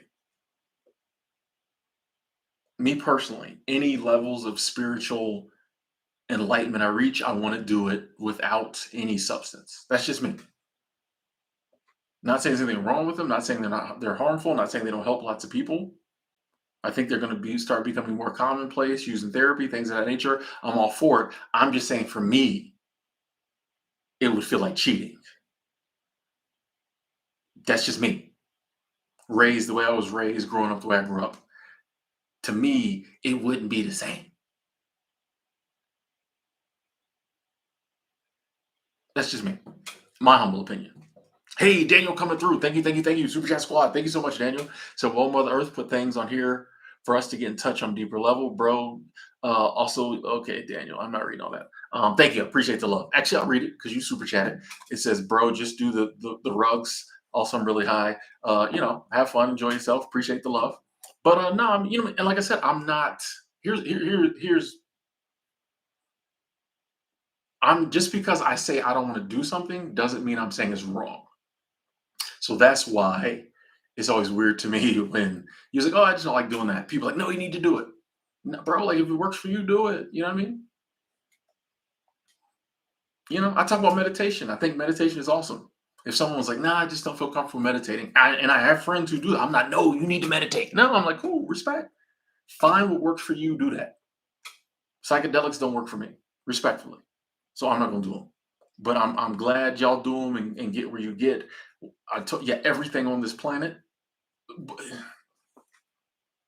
Never mind. I'm not going there. I'm not going there because I could totally debunk the Mother Nature put it here for us argument. But we're not. I mean, just because something's here doesn't mean you need to. Anyway, moving on.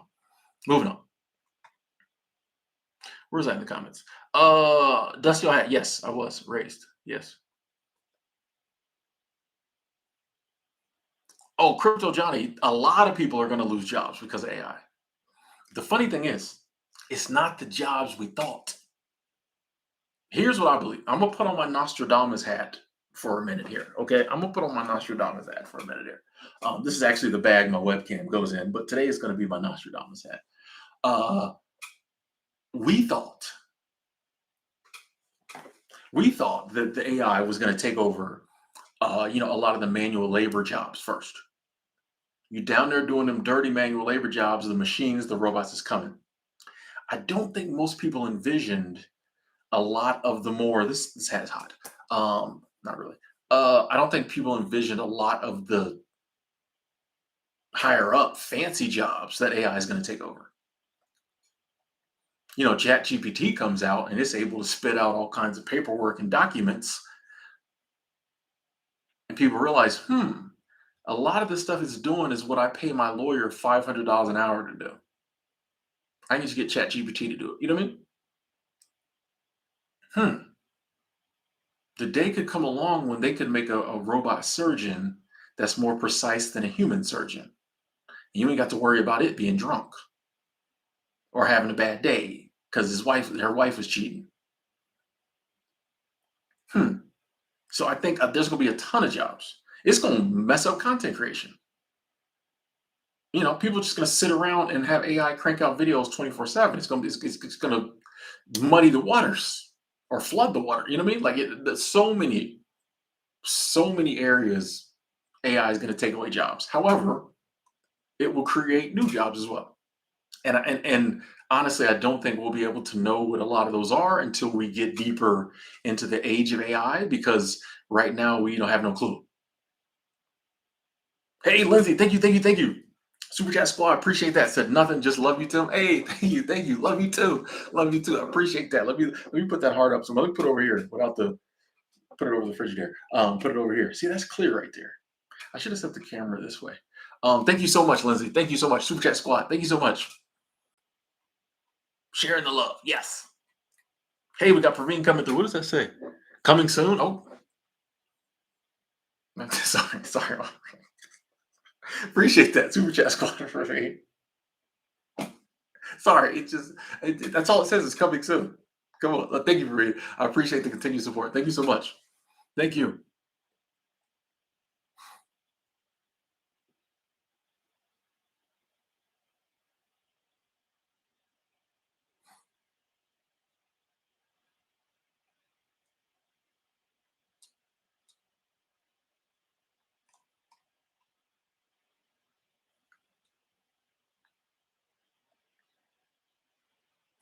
Some people are saying AI is more empathetic than humans. I don't know.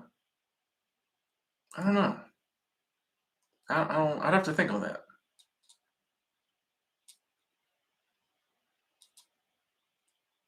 JMC, yeah. I mean, I think a lot of people they kind of what our original topic was about. People's like, I got a good job, doing okay.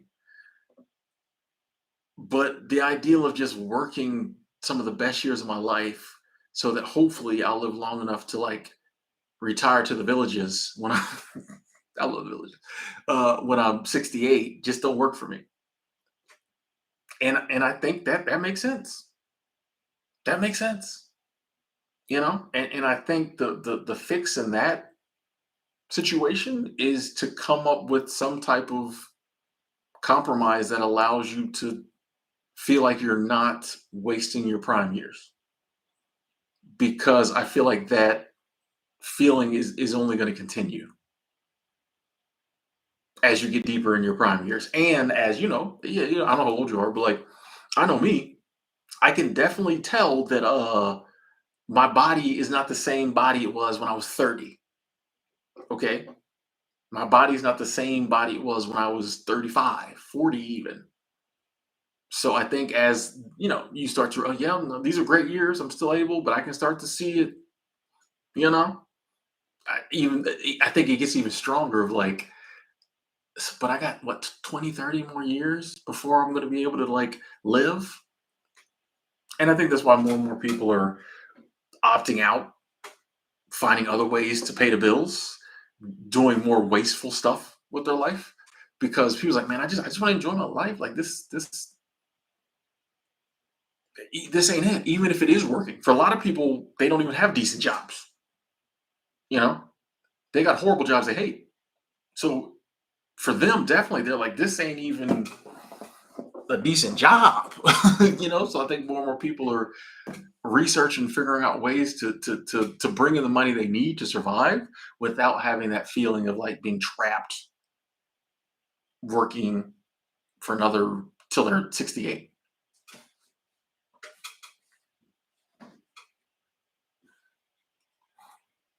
No, I didn't get a new house. I'm in an Airbnb. Hey, Mike 01 Davis coming through. Thank you, thank you, thank you, thank you, thank you, sir. Good to see you. Appreciate the love. Thank you, Mike. Sorry if I missed that earlier. Oh, and Corey coming through again with the popcorn. Okay, okay. Super chat squad. That is love. Super chat Trey. Thank you, Corey coming through with the popcorn. Enjoying the stream. It's a movie up here. This 4K is like a movie. It's really not. I meant to cut my hair today, folks. Next time you see me, I'll either have a hat on or a crisp haircut. I got some new clippers. So what happens now is, so I bought, I think it was 2020. I bought some really nice hair clippers. And I've been using them since then. I never put oil on them, so they're dull. So I bought the same pair of clippers again recently because I was working, you know. So I was like, I need to buy some stuff that I can use that I need. However, when you buy the clippers, they don't come like adjusted, so you need to like get in there and adjust them. I'm too lazy to do that. I had to do it on the old pair. I don't think I adjusted them right, but I'm too lazy to do that. So like now, whenever I use the clippers to cut my hair, like cut the they cut up the back of my neck because the clippers aren't adjusted right. So like one part of the blade is like digging into my neck. It's a whole thing. But I got the tool, everything. I just refuse to adjust them because I'm lazy. So yeah, the whole time I'll cut my hair when I get back here. I'm like, ow, ooh, ow. I'm like, but I'm so maybe I'll adjust them this time. I'm sure y'all got things like that that y'all do that make no sense, but you just want to do it that way.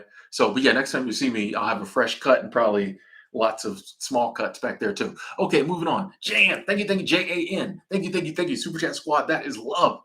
Said your videos keep me going. Finding your channel has been life changing. Yes. Thank you. Hey, you are welcome, and thank you for that comment. Appreciate the abundance. And that first super chat, thank you. Uh, and that makes me so happy. Like I mean, sometimes I think in life we use certain words and we get used to hearing them. Um, I never like anytime someone says like life changing, those are two words when you put them together that you know what I mean so much. So thank you so much for that and for the abundance. Hang on 2 seconds, ladies and gentlemen. I gotta order my DoorDash. I had it all primed already. What was I getting home? What? What happened? Why does it say? Hang on 2 seconds. Oh, there we go. Where did I put? Oh.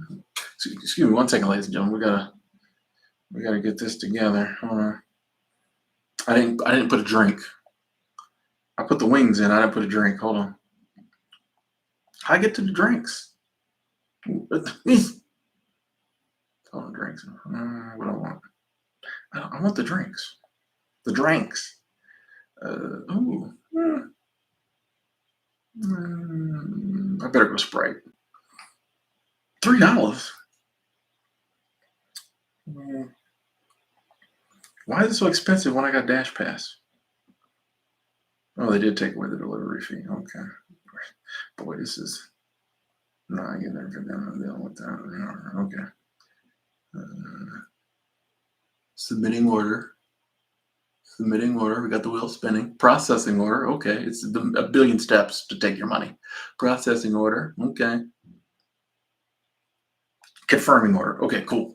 I love that now DoorDash pops up the things like, "Ooh, you can order. You got 14 minutes. You can order from another store." Okay, moving on.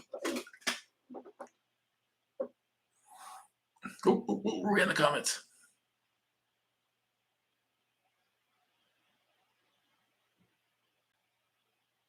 Hey, yeah, Mike. We seeing new people in the chat. We see new people in the chat. I love it. I love it. I love it. Chuckler. I was never in the National Guard. No, no, I did not have a sick fade in the 90s. Nah, nah. I just had like a regular haircut. I always had a regular haircut. Henry got that interview at Amazon. Nice, nice. Good luck. Good luck. What's for dinner? Wings.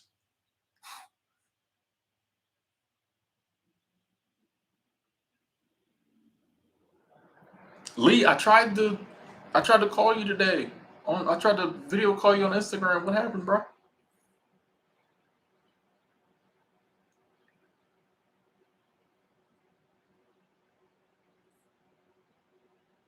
It's not a can of Sprite. It's a cup of Sprite. Really him. I'm from all over Florida. Orlando, Gainesville, all over. The best time to apply for winter jobs on ports would be, yeah, September, October. Probably more October. Yeah, September, October. Yeah, because you want to do it when they've opened up their winter hiring. So you don't want to apply too early.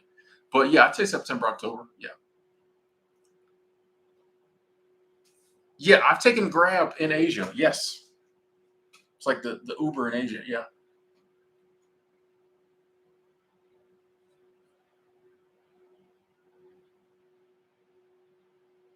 I love you too, Josh. Thank you. Today, Dusty had I just walked around the park. Tomorrow I'll probably do laundry and maybe find another park to walk around. I don't do much. I don't do much. I don't do much. I'll probably film a video tomorrow. That's on the list. Tomorrow's film a video.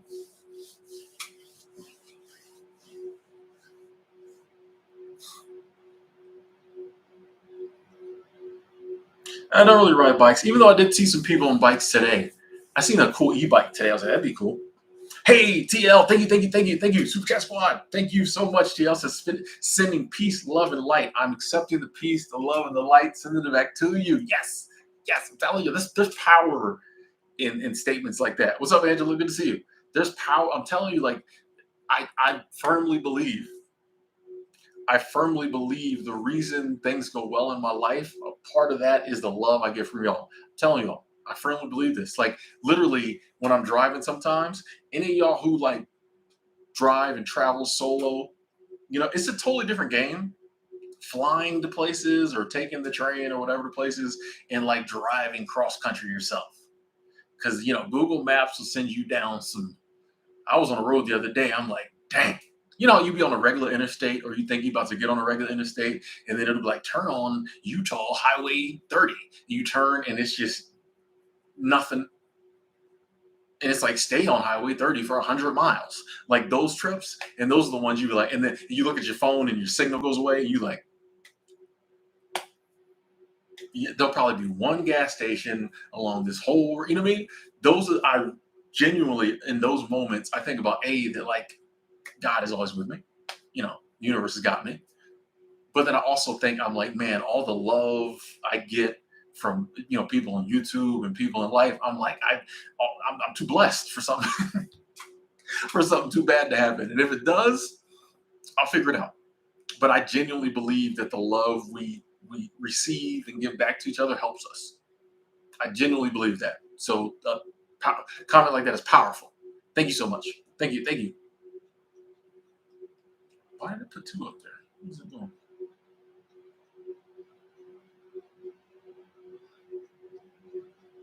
YouTube's been messing up and stuff lately. Okay, moving on. Madeline, doing nothing as a road to pure happiness. I'm telling you, if doing nothing makes you happy, do nothing. Like, what's the alternative? Doing something you don't want to do? Would I consider doing a live marathon? I don't know if doctor just because like I don't know how long I can talk, and I really don't want to do a me just filming myself doing regular stuff. You know.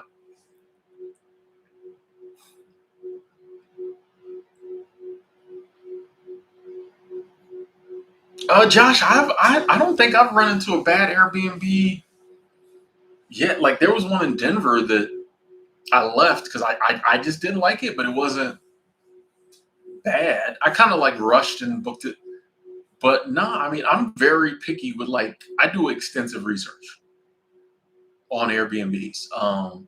This one I kind of actually I looked at it in the morning, and then I stopped at a rest stop like an hour outside of Salt Lake City and got back on my phone and like I'm if it doesn't have a 4.8 rating or better, a 4.80 rating or better, I'm not staying in it. Like it just has to be something exactly what I want.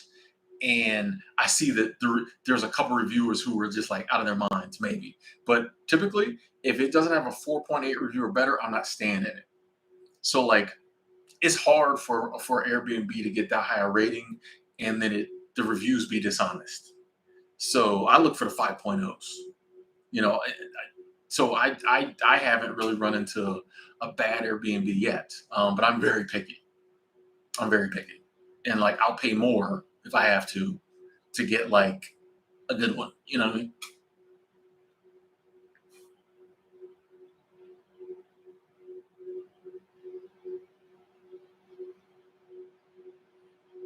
Yeah, three more roses, you'll get that. People see you about to transform, move on. I just put my slipper back on. Sorry. People try to come at you. Nah, you ain't gonna work. You know, people try to. It ain't gonna work out. You'll be right back here. You know, misery loves company. You know, but you know that's just what you know. That's what some people do.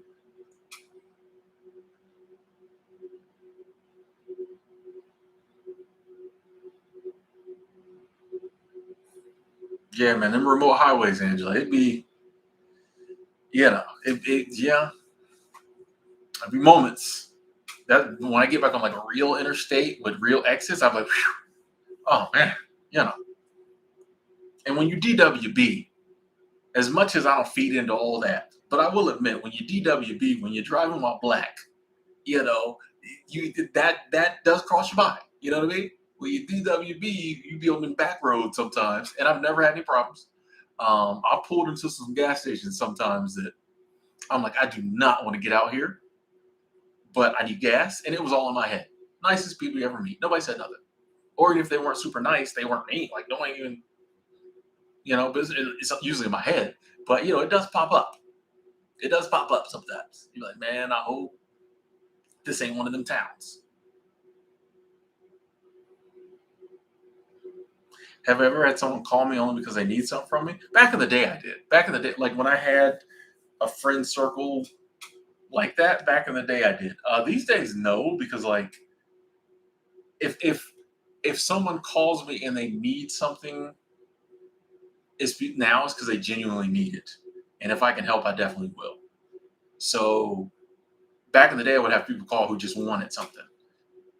Nowadays, if someone calls me because they need something, they genuinely need something.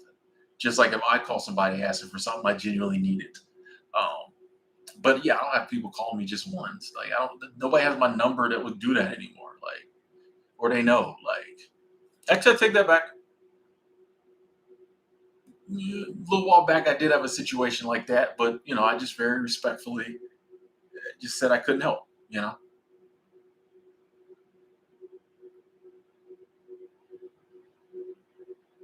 this is just a studio Airbnb.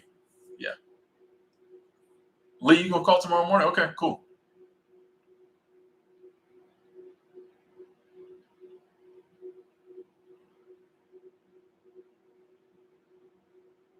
Lady, I haven't had no problems in Salt Lake City. I mean, all I did was go to the park. I went to a coffee shop. Wasn't the friendliest coffee shop I've been in, but you know, mm,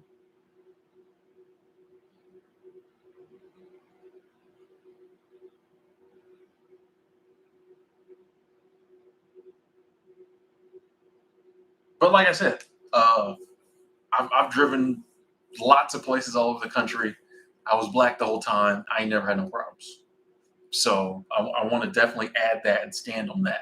That like a lot of that is just propaganda and lies people put in your head. Yeah. Can you end up in a place where it's an issue? Yeah. But I mean, there's so many other things that could get you in hot water if you go into the wrong place. You know what I mean? So like, please don't let that deter you if you're a person of color or whatever. You know, if you there's something about you that you think in certain areas people won't like it, please don't let that deter you from going there because in most cases they not even worrying about you. They got their bills, gas prices to pay, inflate. They got all the stuff they worried about. They not even worried about you like that. It's just something that pops. It's one of those things that well, you got to just do it anyway. You know what I mean? Anthony, this is an Airbnb. Yeah.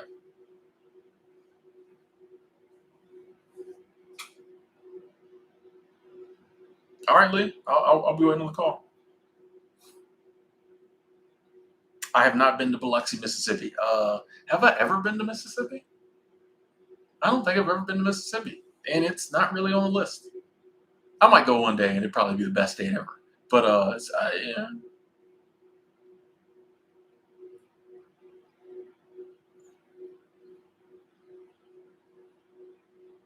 yeah, J Spec. Most places are. I mean, most places are cool.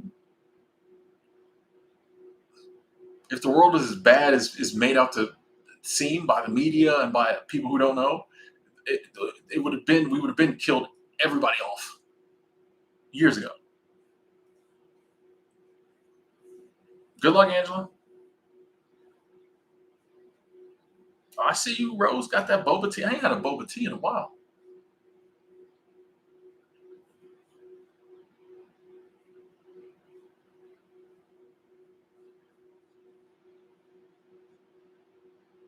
I mean, yeah, at least some places the people just aren't friendly. Like I said, it ain't a big deal. They just I I've been to lots of coffee shops where I was like, well, I'm not coming back here. They're not friendly. And I don't think it was me or racial or I'm not one of those people who go to racial first. Some people, if you don't do everything they want you to do exactly how they imagine you're gonna do it, they're like they race. I don't do that. I just like, oh, they're not as friendly as I just probably won't be back. You know, that happens everywhere. Then I'll find a shop where the people are there's a coffee shop. I wish I could remember the name. There's a coffee shop in Loveland, Colorado. I get the strong suspicion I'll live in Loveland for a year one day. I just like Loveland, Colorado. There is a coffee shop in Loveland, Colorado, and it's a drive-through coffee shop. Every single time I go through there, I have a conversation with the people beyond like the time it takes for me to get my coffee. Like I can tell they tell them, hey, engage in conversation. So they always catch me because they'll ask me a question like, what are you doing today? But they genuinely seem to care. Like they'll be like, "What you doing today? You got any plans?" And I'm like, "Oh, driving back to Denver, blah blah." And they're like, "Oh, really? How do you? So how long were you up here?" "Oh, I was just here on a little staycation for a couple of days." They're like, "So you like in Denver?" Blah blah blah. Would you like every? And it's always different people. It's always the same thing. I love this coffee shop. When I go to Loveland, I stay at the same hotel, and I always go to. I get so excited that I'm gonna get to go to this coffee shop because they're always so friendly. It just amazes every time. I'll be like, this time they can't be that friendly. Nope, it'd be somebody totally different. They're like, hey, what's going on? Hey, sometimes like legit, there'll literally be cars behind me waiting, and they'll keep talking. I'm like, this. I wish I could remember the name. One day I'm gonna go there and do a video about it. Like this is the best, one of the best coffee shops ever. Great people, love it. If you ever want your faith restored in humanity, go to that coffee shop. Loveland is a really good city too.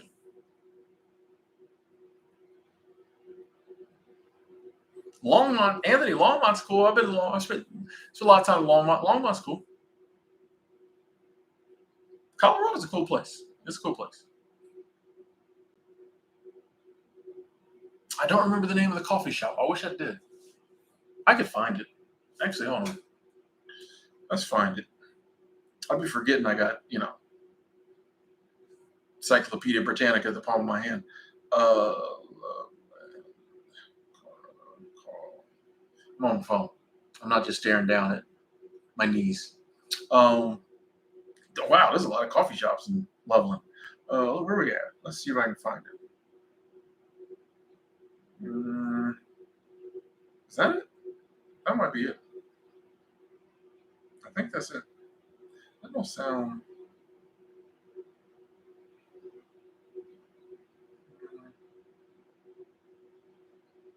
Show me where. Okay, here we go. Yes, where's that? Oh, hold on. I'm finding it. I think I found it.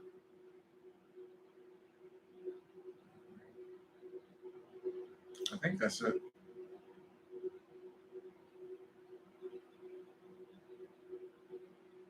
There should be a Arby's right there. No, maybe that isn't it. Um, oh, yeah, yeah. Um, the human being. It's called the human being. The human being. Yeah, pretty sure this is it. The human being.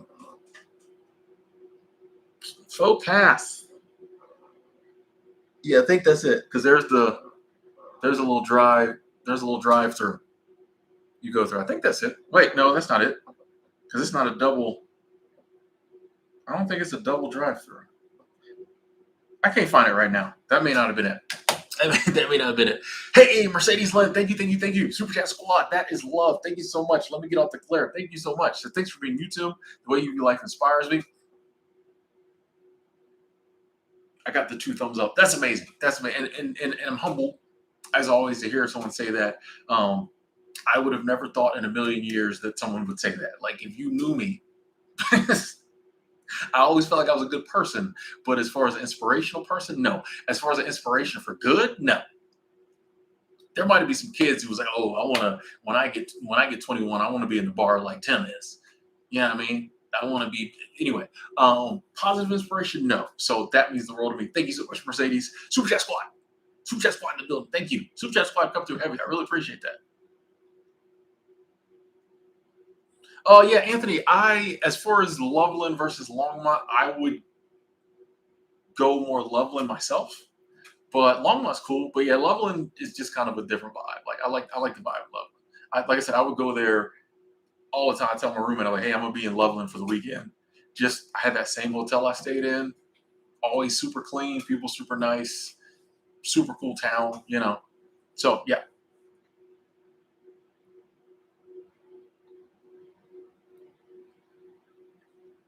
people giving out good coffee recommendations. Okay. Have I interviewed for a job in a completely different state? I do that constantly. I do that constantly. You know what I mean? Like most of my jobs are in different states. You know, I don't go to either Ross or Marshalls. I used to go to Marshalls, but I don't think I've been around the Marshalls in a while. Where my food at? Oh, picking up order. Okay. See you later, Midnight Bandit. I don't think it was the human being. I think that was the wrong coffee shop. I messed up. Hey, Chelsea P, thank you, thank you, thank you, thank you, thank you. Super Chat Squad. Ooh, I'm liking this comment already. Said you are so attractive. It's your energy as well. And I ain't even got my hair cut. I ain't got the haircut, bro. Oh, let me get back to this. It's beautiful to see men live life on their terms. Yes, sending love from California. Or is that Canada? I think that's California. Hope our paths cross one day. Yes, yes. Thank you so much, Chelsea. Appreciate the kind words. Definitely did a lot for my confidence. I knew there was a reason I wore this collared shirt today. I knew I said I'm gonna throw on the orange collar. I was gonna have it popped the whole time, but I was like, you know what? We're keeping it popped from now on. We're keeping it popped. Thank you, Chelsea. Chelsea P. The P stands for popped. Okay. I appreciate the support. Thank you so much. Thank you. Thank you. Mm-hmm, mm-hmm, mm-hmm. Jack Q. If I will always try to be the best son possible.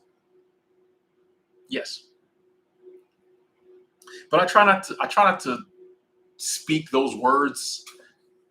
You know what I mean? Even I don't. I don't even like to speak on family members getting ill or things like that. So I don't like to speak those words, but I will always do my best to be the best son possible and fulfill those duties to the best of my ability.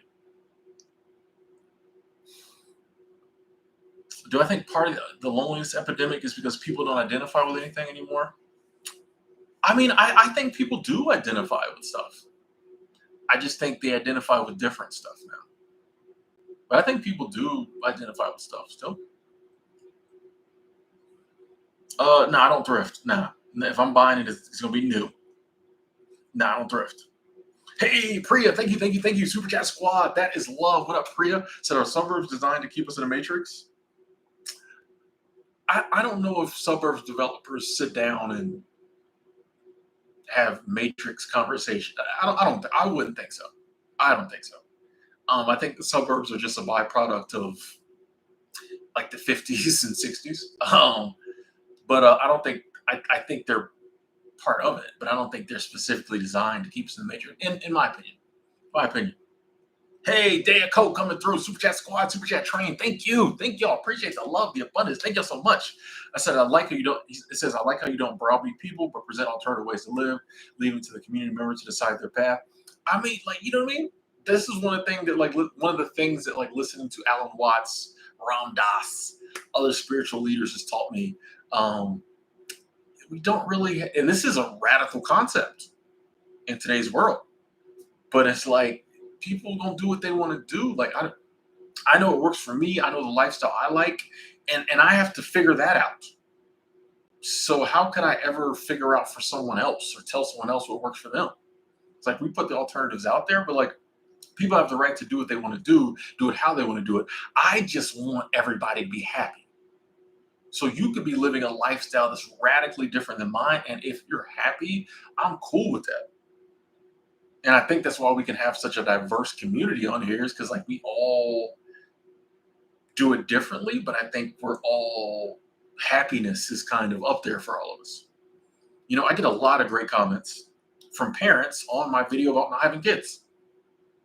Sometimes they be like, man, if I'd seen this video 17 years earlier, son, I wouldn't have no son. No, but you know, I get a lot of comments from people who's like, hey, respect. I have kids. It's the best thing ever happened to me. I wish you could experience that joy, but if you don't, cool. You know, I think that's the way to be. You know, I never want to push nothing on nobody because they're not me. You know, I'm not the positivity police. I'll tell you, I think it's better on the positivity side. But if people want to be negative, they might just be a negative person. They just might have negative DNA. I don't know. Ain't got nothing to do with me. Don't come around me with it, but you know what I mean? Or leave it at home when you come around me. But I mean, you know, people do what they do, you know? So yeah, I appreciate that you appreciate that.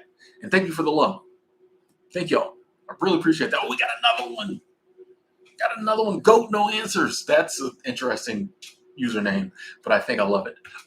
Super Chat Squad, that is love. So just found this channel last week. Nice to see someone who thinks so much like me. Yes. Yes. There's a lot of us out there. One of the things I love about the interwebs is that it allows us to, I hate when it says your dasher is completing another order. I'm like, bro, anyway, I'm just joking. But yeah, I think the internet allows us to have contact with people who we otherwise never would. And we start to realize, oh, I'm not crazy.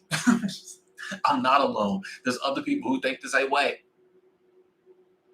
It's not just me. You know, a lot of us think this way. A lot of us think this way. Thank you so much for the love, man. Hey, the Super Chat Squad, the Super Chat Train is amazing tonight. Christian Lee, thank you so much for the love. Kristen Lee coming through, just dropping a bag off. Bomb. Ain't even got nothing to say. Just love, just abundance. Thank you so much, Kristen. And then Praveen coming through yet again. Said love the positive energy. Positivity is key. I agree, Praveen. I like. That's why I'm always talking about it. I don't know anybody who's hopped on the positivity train and regretted it. I don't like this train. I don't like this train. Now, anybody know who's genuinely tried positivity is like, oh man, like this is cool. This is cool. My life is exactly the same, but I'm happier. And then a lot of times it changes, you know?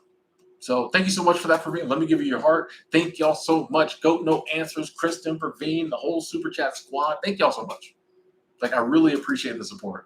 Like I always say, this is not one of those channels where I just the super chats come and I don't even address them.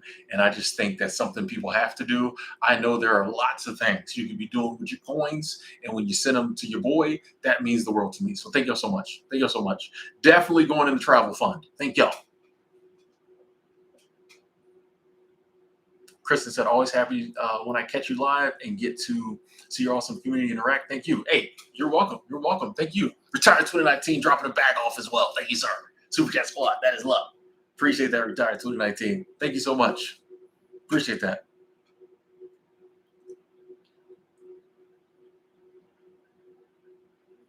Yeah, I'm waiting on them wings. They should be here soon. Hey, straight out of money. Straight out of money. Straight out of money. That's love. So, hey, Tim, a wonderful future awaits you. Thank you. I appreciate that. You know, it's crazy. Somebody commented, like they were like, I saw a vision of your future. You're gonna find love soon, and this is what she's gonna look like. And I wasn't mad at the vision. I wasn't mad at the vision. So maybe the two comments are going together, straight out of money, wonderful future. Maybe I don't know, but I wasn't mad at the vision. You know, sometimes people be like, "Oh, you gonna meet somebody," and you like, "I don't even want to meet that person." This one, I'm like, "Really interesting. Really, I could meet her." Um, I yeah. So thank you so much for that money. I appreciate that. Super Chat Squad, thank you. Gratitude is the key. Kyle the Barber checking in. Wanted to say what's up earlier. 985. By the way, if anybody came through and said hello and I missed it, nothing personal. You know, some names just jump out, but my comments be, you know. But I appreciate everyone's presence here.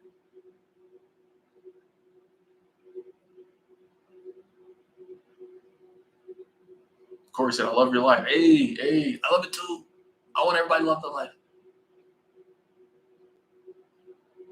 I've never met a fortune teller. I don't know if that's something I'd be interested in dealing with. Anybody dealing in like that missed I don't know. Hey, good night, Praveen. Sleep tight. Yeah, I'd never see a psychic. I just not into all that type of stuff. That's people do what they do. I'm just not into it. I've never been on a cruise, better flight, and I don't know if that's my travel method of choice. That's a lot of water. How is this thing? Okay, they're a little closer. Okay. I just don't. I just really have no desire to go on a cruise now.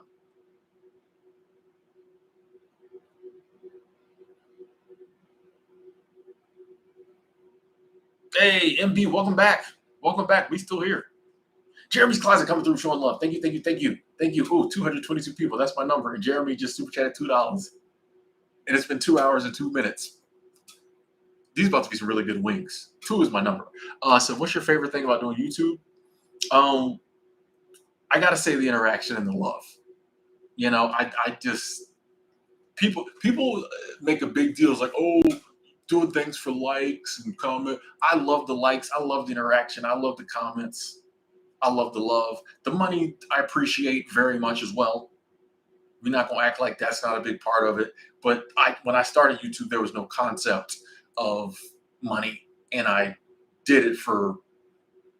I got monetized rather quickly, but like if they had never come up with YouTube monetization, I probably would still be doing it if that wasn't a thing at all.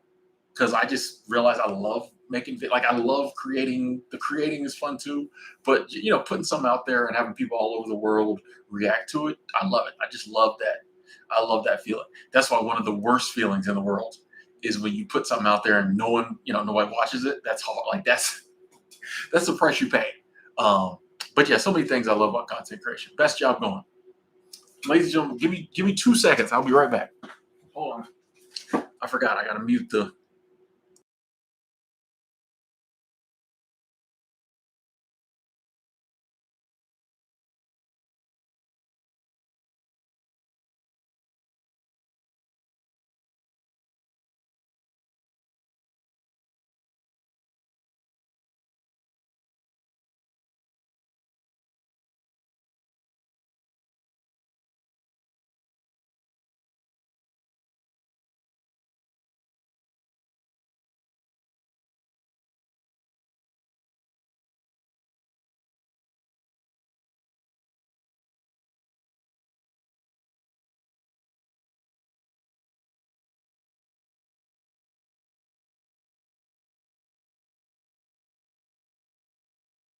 We back.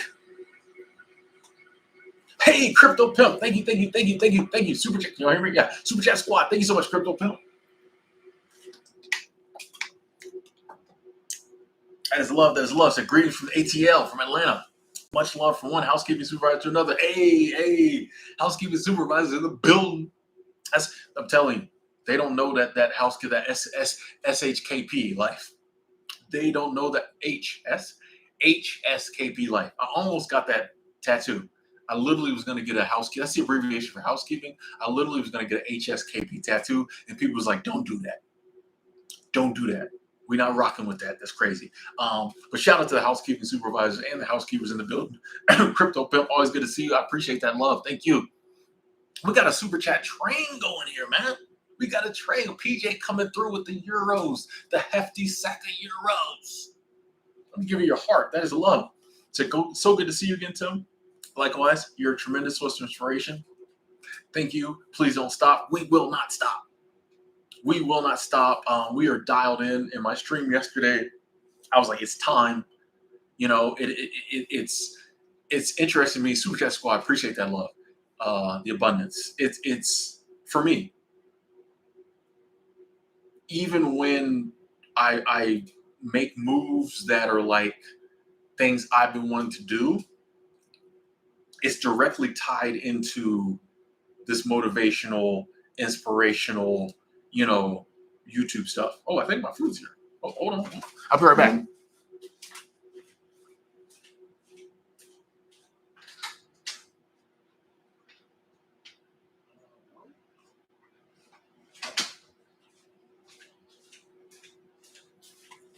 My food ain't out there. Hold on. I never had this happen before. It said my food was dropped off.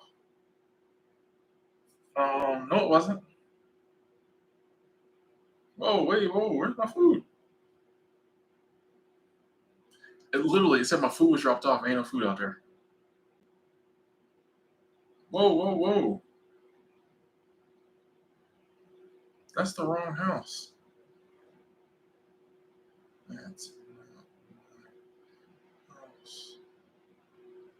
What are they doing? Oh, this is DoorDash connecting you to your Dasher for updates about your order. It's not my order. It's crazy. It showed me a picture. It ain't where I'm at.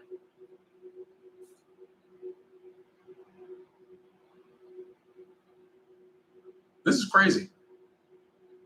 Hold on. I'm sorry. This is catastrophic. Where are my wings? Who did hijack my wings? What's going on here?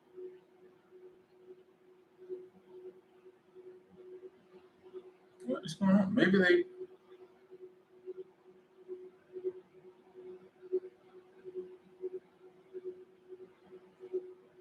Sorry. I promise you, I'll be right back. I just got to make sure. I'm going to have to call friggin' customer support. Hang on one second. I'll be right. I gotta double check. What's going on?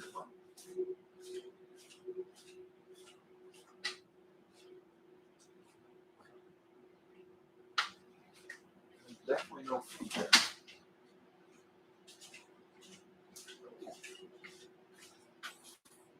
Order never arrives. Hold on. Oh, hello? No. It's all this. There should be like a red car out front. You see it?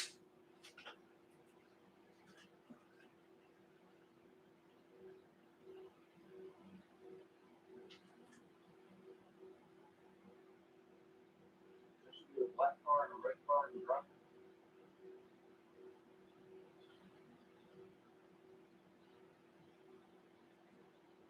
Oh, it's right here.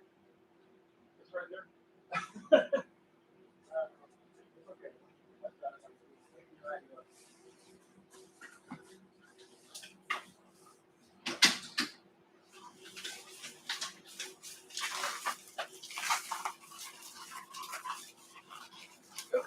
Okay.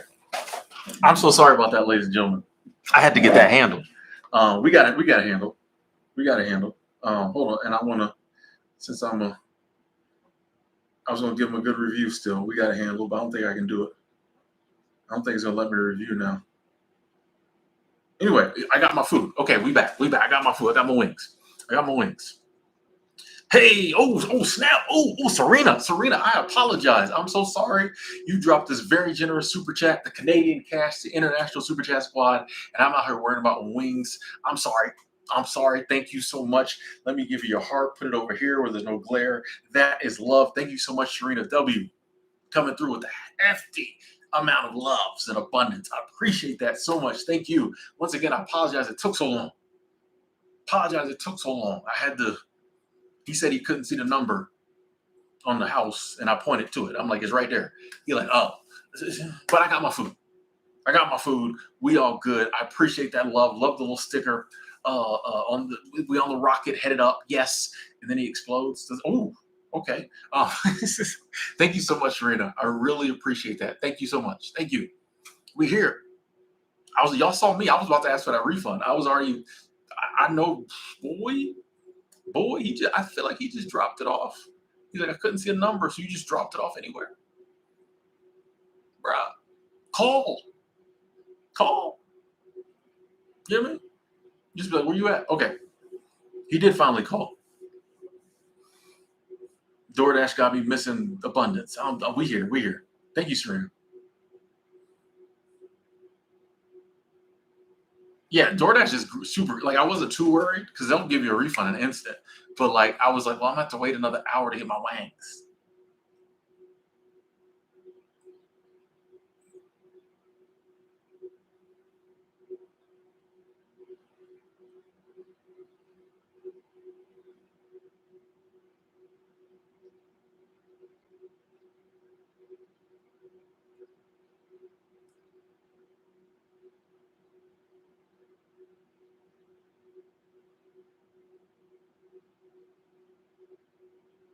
They usually like it's rare.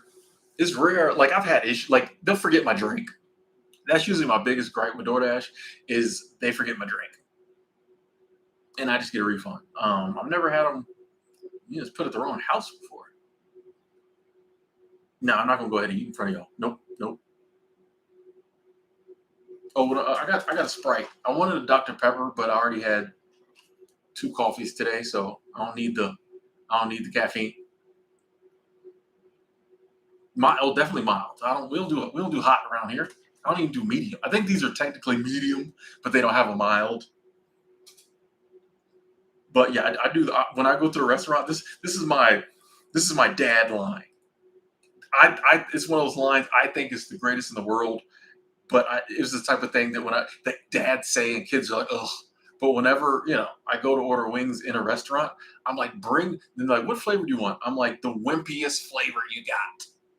I'm always like, bring me the wimpiest flavor. I think it's the funniest thing ever. I'm like, the wimpiest flavor you got. I can't. I think it's great. Everyone's like, oh, here we go again. Just like when they say, what do you want to drink? I'm like, bring me your coldest Dr. Pepper. I think that's the best line ever. It's horrible, but you get 40. I'm realizing this is why there's dad jokes and stuff like that. Because you get to this age, you just want to say what you want to say. It doesn't have to be cool. Nobody else has to get it. The girl at Applebee's doesn't have to laugh. I just want to say it.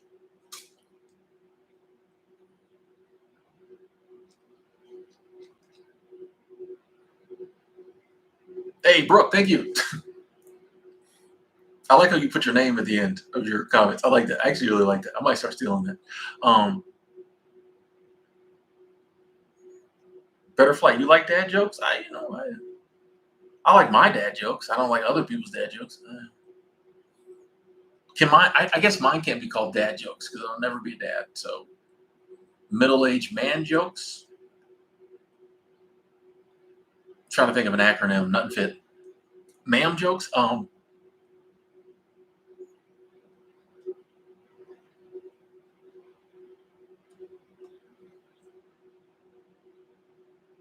is there a light flickering? Interesting. Ooh, I shouldn't have stared at the light.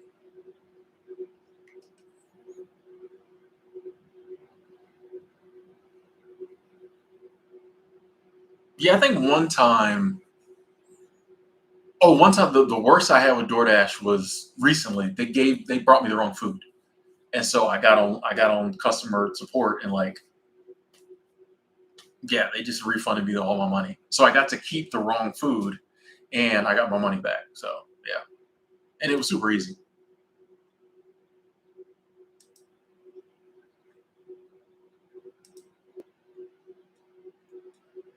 What up, Alvin? Lee, I do not want to do a stock exchange. I don't know what that means. Uh, Crypto Johnny, I don't really do challenges. Yeah, so yeah, I would not be interested in doing a challenge where I eat many hell wings that are really hot. No, no, no. Yeah, I'm not really a challenge person. I do the same things over and over again. So unless they have a hike the same, how many times can you walk around the same park? Challenge. I don't really do challenges. Not Madeline. I'm good. I'm good. Like I don't like to eat on camera because like when I eat, I like to like relax and you know what I mean. I'm probably gonna watch. I started watching Tough as Nails, the reality show, and I also started watching The Wire. So I'll probably watch one of those while I'm eating my wings. I'm not really a. You know what I mean? I would. Yeah, I'll be trying to relax when I eat. Like it's a whole thing. Got my ranch. I got my Sprite. There's a this. I'm telling you, this is an amazing Airbnb. There is a little table that like slides under the bed, like the bottom of it slides under the bed, so you can like have your laptop. I've never seen this before. You can have your laptop in front of you on this little table while you're in bed. That's I've never seen one of those before. I mean, I may have seen one, but I've never seen one in Airbnb. That's amazing. So after I eat, I'm a slide. I'm probably gonna be binge watching late into the night.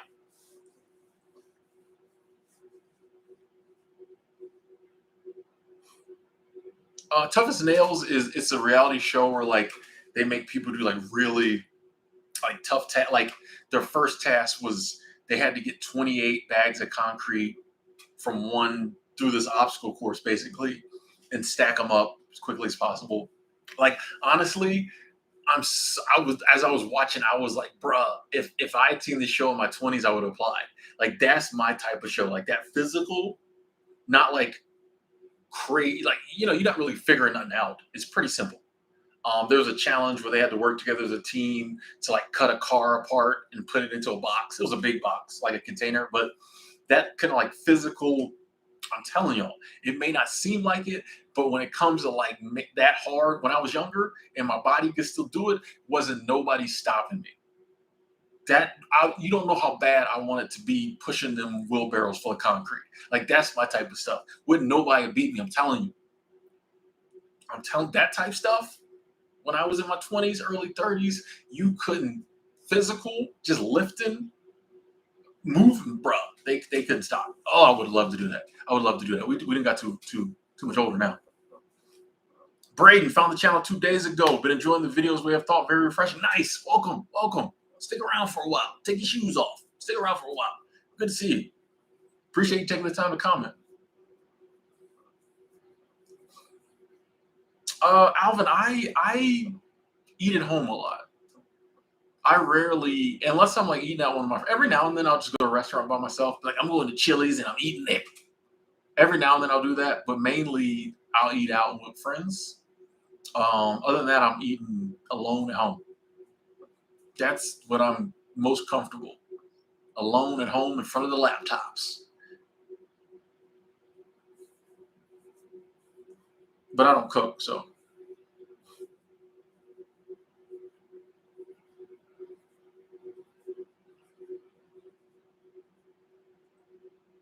yeah, yeah. See it, love would see it. A lot of people have a lot of negative things to say about gig work, DoorDash, Instacart, things of that nature. But a lot of people make really good money at it. So my thing is like, if you don't want to do it, cool. But like, and some people it's coming from a good place.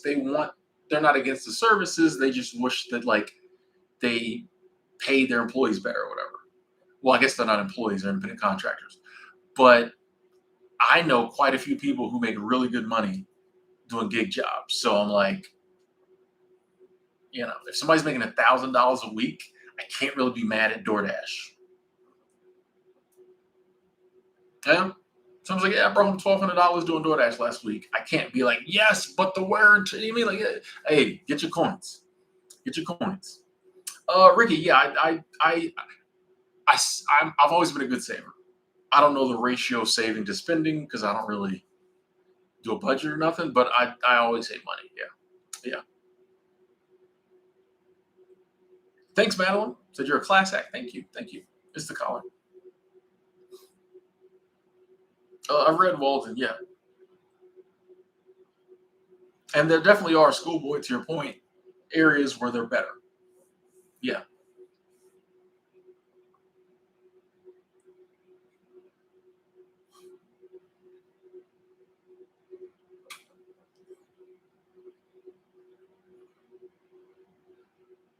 Oh, Christo, sorry I missed your comment. It says I'm 23, just lost my job. I feel like I'm gonna lose everything. Can you give me some advice? Thank you. I saw further down that you're doing Uber Eats. I think you're on the right path. I'll say this, and this probably is not the advice you're looking for. Um, I don't think you're gonna lose everything. That doesn't happen as much as people think. It happens, but I don't think. Actually, I shouldn't even say that. I don't think you're gonna lose everything. Good news is you're 23. So if you did lose everything, you could get it right back and still be young. So that's the baseline. Like worst case scenario, this won't happen. But if you did, you're young enough to get it all back and forget about it. So that's amazing. It's better than losing everything at 53. So as someone who's 23, that part of it won't make as much sense to you until later in life. Because whatever age we are, that seems like the important age. But you know, uh, you lost your job, you're already finding another source of income. And I think that's, you didn't let it get you down, just lay in bed all day, or maybe you did, but you're moving. Now you're doing something different. I think that's the move, just, hey, lost the job. What can I do? Do what you can, you know? And then if there is some higher power you believe in or whatever, leave it up to that or them. But just doing what you can. Lost my job. All right, I'm finding another way to make money. Boom, boom, boom, boom, boom. Um, and I think you'll be fine. I think you'll be fine. A lot of times the feeling and that fear is what really is getting us down. And if we can work through that and realize that's just fear, which I always say, fear is just like your personal advisor. Fear is just be like, yeah, we don't got that job no more. This could end badly. That doesn't mean it's going to. Fear is just warning us. So you can tell fear, nah, it's cool. I'm gonna find some other ways to make money till I get another steady job. Or you might find you just love Uber Eats and you're making more money. Who knows? But like the fear and those feelings of losing everything is not real. That's just a thought. You could just as easily have the thought, losing that job is the best thing that ever happens to me. I'm gonna come out of this with more money than ever. Right? The two equal thought. Neither one of this happened yet. So like it could go either way. But you're on the right path. Good to see a 23-year-old out there hustling, grinding. Just keep grinding. Think you're going to be okay. And when it all works out, come back if you want to and tell us, because I'm gonna be curious. I'm gonna remember. I'm with the thing. Yeah. I want to see. I want to see. Hang in there. Fulgrim Timmy checking in.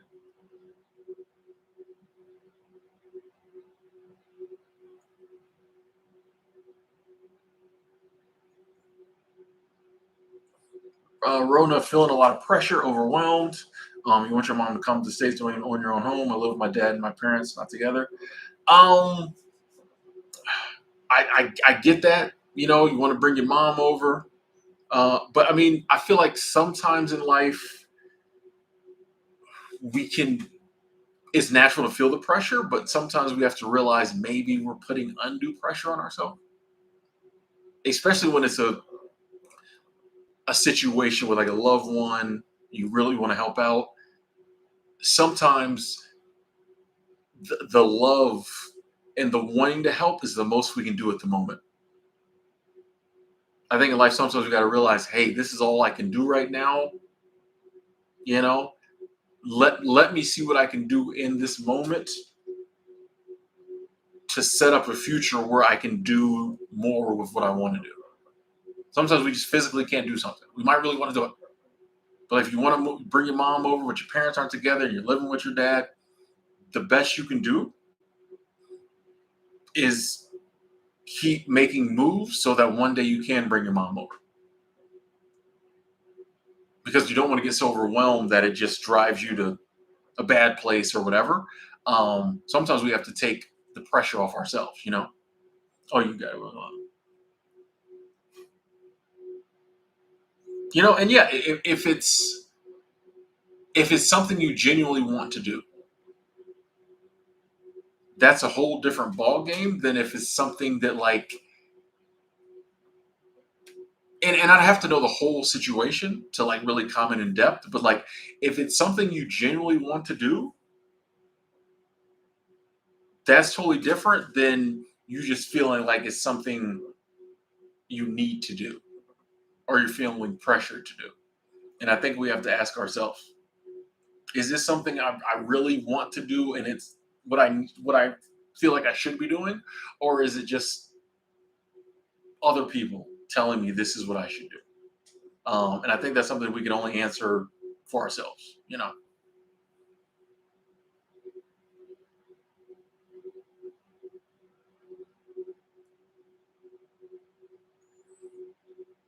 Yeah, the problem about having any tips, Joshua, for not self sabotaging is that self sabotage is very personal. So it's hard to give advice on how someone else can not self sabotage because, like, that's my self sabotage is totally me. You know what I mean? Um, but it says for not realizing our true value and letting societal programming convince us we aren't enough.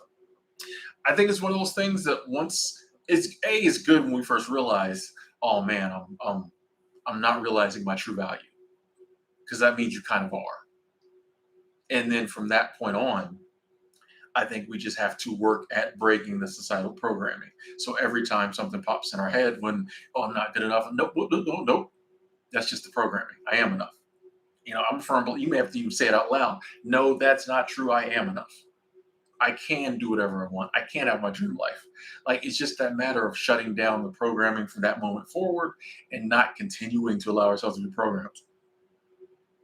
But it does take work. Sounds super easy, but like it does take work because you've got 20, 30, 40 years of programming. It's going to take some time to like deprogram. But the good news is, first step is like knowing you're being programmed. Then you can turn it around. Alvin, I have not checked my credit score yet, but I'm pretty sure it went up. I'm pretty sure it went up. It had to go up, but I haven't checked it yet. Monique, how you doing? Rose just turned 35. People ask you, where do you see yourself in 5 years? And then they talk about your finances need to be a certain point. Yeah, that's a big thing. This ideal of like, oh, in order to retire comfortably, you need to have X amount of money at a certain amount of times. I don't feed into none of that. They're always. I don't feed into none of that. I don't feed into none of that because all it does is scare people. A small percentage of people like, oh yeah, I got $1 million at 31. I'm doing great. The rest of us is just going to scare us. I don't feed into none of that. Do what if you know if you do what you can to set yourself up for your golden years. That's all we can do. If you identify, I don't know if I got enough money or revenue streams that I think I'm be comfortable, then start doing what you can do to correct that. Start where you're at, do what you can do. That's all we ever can do. Whenever people come with these arbitrary amounts of money that you need to have for retirement, whatever, people say, oh, you need to figure out your monthly expenses and blah, blah, blah, blah, blah, especially at 35. The world is going to be a totally different place 30 years from now when you start talking about retirement. Like, we can't do what you can do now put in place. Now, if you can start saving that amount, cool. But like, if you can't, you know, first off, let's backtrack. Let's backtrack. Most people ain't never gonna retire. First and foremost. So people still out here talking about retirement. I'm like, bro, like this, I'm not gonna get myself worked up over something that most people are never gonna like get to. No, it's just no. I don't engage in none of that because yeah, it just instills fear. And like when you instill fear in people, future fear, like decades ago fear, that's some of the worst fear because like you you can't, you know what I mean? At 35, I can only do what I can do. I can't. We just have 400 likes. Thank y'all. You know what I mean?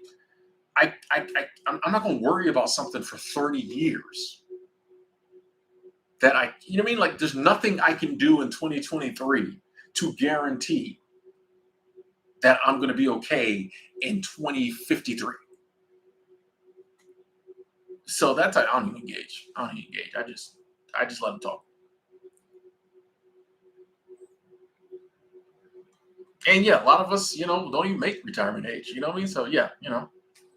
Hey, Joshua, thank you. That is love. Super Chat Squad still coming through. Thank you. So I appreciate your unique perspective. Yeah, I just, you know what I mean? We get so much of the same regurgitated information and material in this world. You know, you know, it's refreshing to talk with people who we can talk about different views. You know, so thank you for the love and support. Thank you so much. We hit 400 likes. Yes.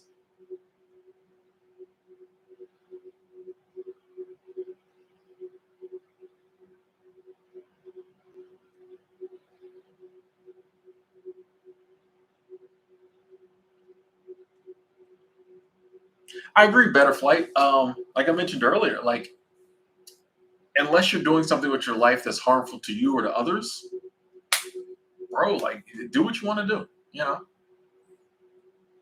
you can't really waste your life. Just do what you want to do.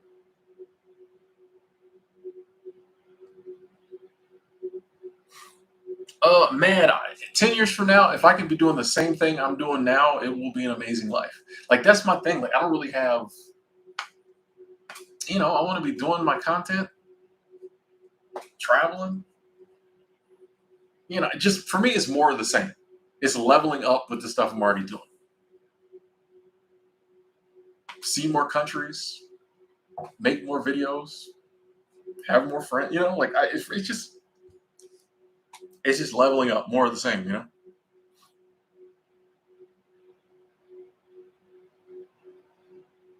Yeah, yeah, lady, that's a good point. Like, you got to ask yourself, going back to the retirement thing, these retirement experts, I would hope, have analyzed retirement in the current financial and economic state of America or whatever country you're in, right? If it's your job to talk about retirement, you analyze retirement. So these people know better than us that most people will never retire. Yet they still out here pushing this narrative about all the money you need to have and in most cases invest with them or their friends. You know, you got to ask yourself why. And that's why. Because some financial person, either them or someone they know, is going to make money off. You know what I mean? Like there's an angle. If there was no angle, they would be like, hey, most of y'all ain't never going to retire. The few of you who might, come talk to me. You know what I mean? I'm getting cold. Hold on. Why am I feeling so cold?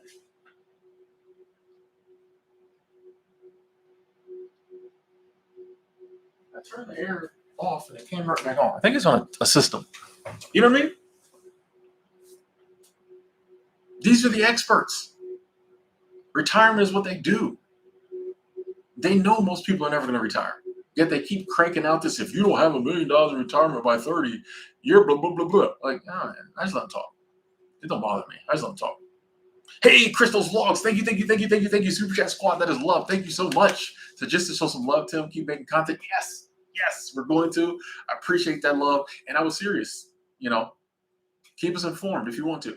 There's no rules. But if you want to keep us informed, um, definitely prayers, you know. And I appreciate the love, appreciate the abundance. Thank you so much. F Doctor, we still here. Simon's Diamond Soul. Love this comment. So sometimes I don't like my father tries to decide what to do with my life instead of me. This is embarrassing, really, especially topic about my own career. He wants to decide in my place. I think a lot of times parents overreach out of love. When I used to talk about stuff like this, I'd be like, "Man, don't let your parent." Blah." Then I realized, I'm like, "Oh, I think they're doing it out of love because they want what's best for you." Now, a lot of times, people who are in the situation you're in now, who were in it 20 years ago, 25 years ago, their advice might be a little outdated, maybe not. And a lot of time, some people are just the type of people who like to run other people's lives. I get it being aggravating, embarrassing. The cross you have to bear might be that one day you just got to stand up to dad and be like, hey, while I respect your wisdom and appreciate everything you've done for me to get me to this point, I got to take it from here because it's my life. So I got to live with the consequences. So I appreciate, and you can say, hey, if this is true, I know it comes from a place of love, Dad. I know you just want what's best for me. What's best for me right now, though, is for me to start making these decisions so I can grow as a child, as a human. You know, if I let you make these decisions for me now, at this stage of my life, well, then I won't be fully equipped to make them later on. And I know you don't want that for me. I know you want me to be able to make good decisions throughout the rest of my life. Only way I can do that is if you start letting me make them now. So we'll see. That may not work. You might get grounded, grown and grounded. that sounds like a t- that sounds like a TV show, a reality show. What would that be about? Grown and grounded. Okay, moving on.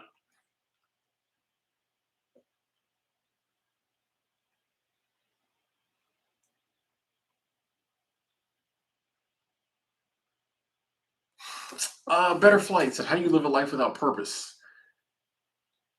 Doesn't it get boring and feel like there's something missing? When I say I don't know if there's a purpose, like a set purpose, I'm just saying that I don't think you have to have a written out, defined, oh, this is my purpose. But I think you can still enjoy life. Like I love to hike. I don't know if that's my purpose.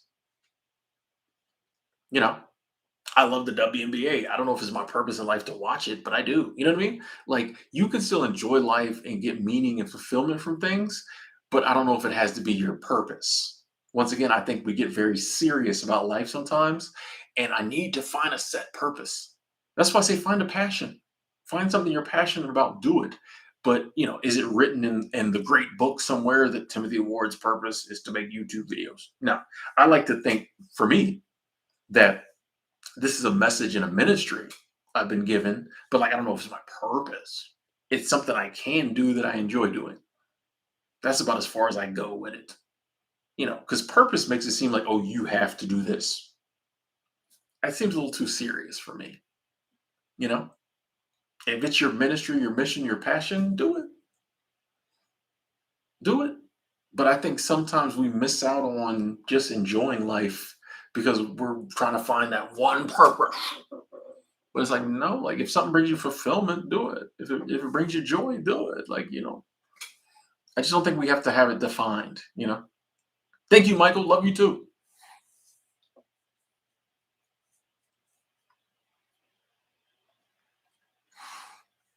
Gene asked about how do you forgive yourself.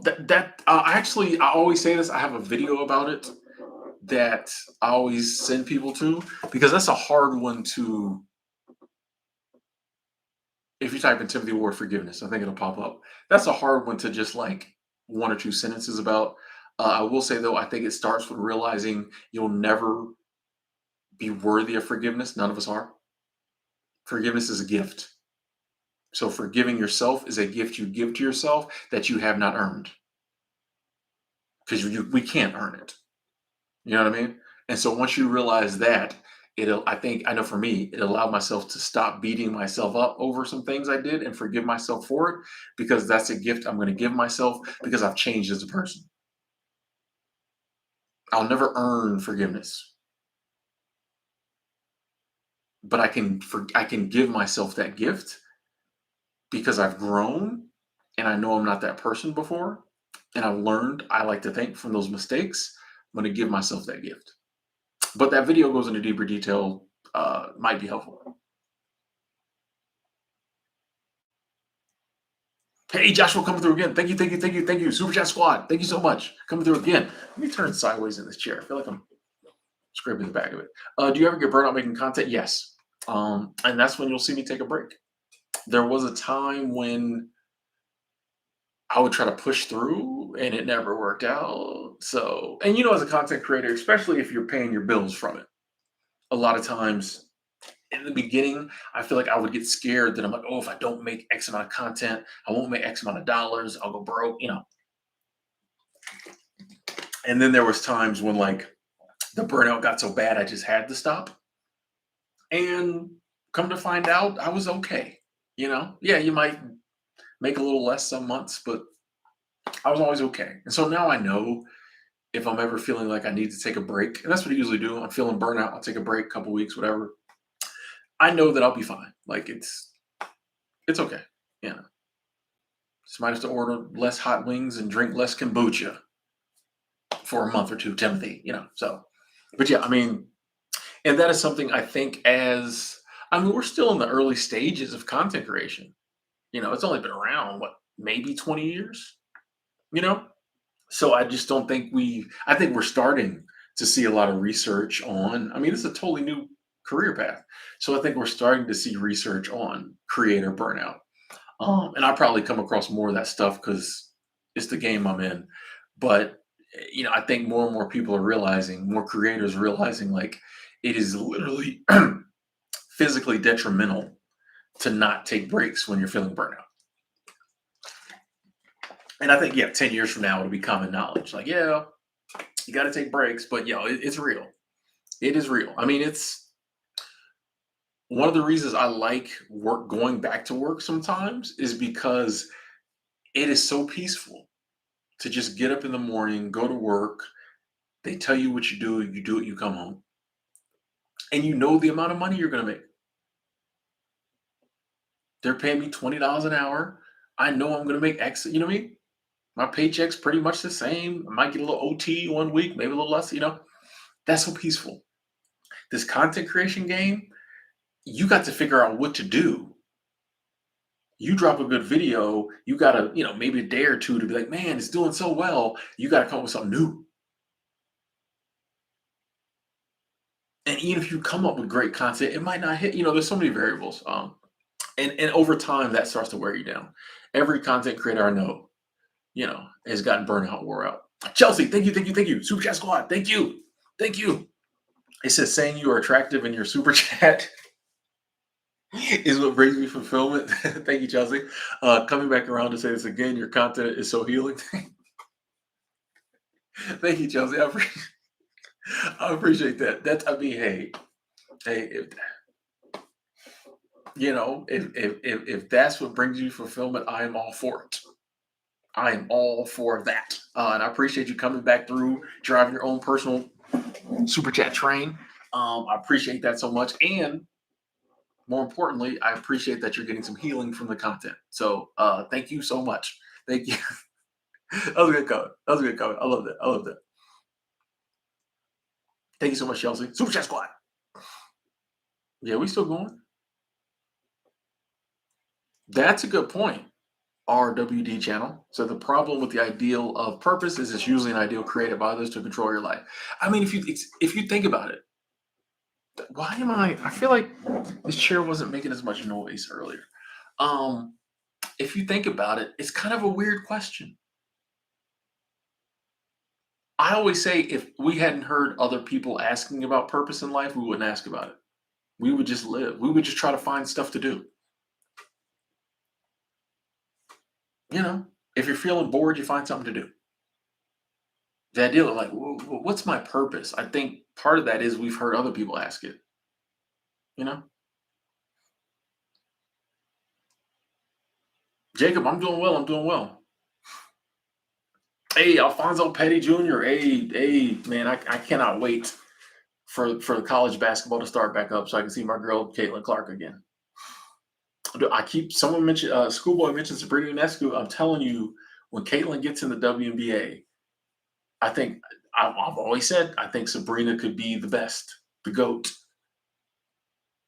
Right now, I feel like she's holding back, but there's nothing we hate in life more than someone like us competing with us. And part of me thinks Brina, I call Sabrina Ionescu Brina. Part of me thinks Brina's just waiting. She just needs, like, you'll notice this. Sorry, we're gonna go WNBA real quick, folks. Grab popcorn, grab a drink. Um, you'll notice with Sabrina Ionescu, if you like really someone really challenges her in a game, she'll go off. She might be having a game. She's got 8 points, 3 assists, whatever, a couple rebounds. She's chilling. She's doing her thing. But if somebody like gets in her face, challenges her, scores on her, she'll just go off. She'll just turn it on and drop like 20 points, in the fourth quarter or something. Like she'll do that. I feel like a lot of times she just needs a reason. Wait till Caitlin Clark come around and everybody starts saying Caitlin Clark is the greatest, doing all the same moves and stuff Sabrina Ionescu does. Watch how she turns it up. That's all I'm gonna say. Moving on. Hey Joshua, you know what I'm talking about? Exactly, man. The content creation game, it's the best job going, but it's definitely got its stuff.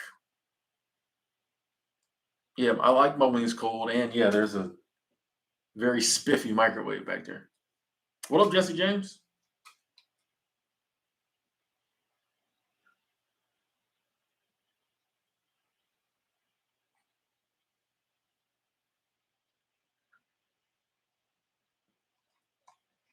Yeah, RIP to Gigi and Kobe the greats. That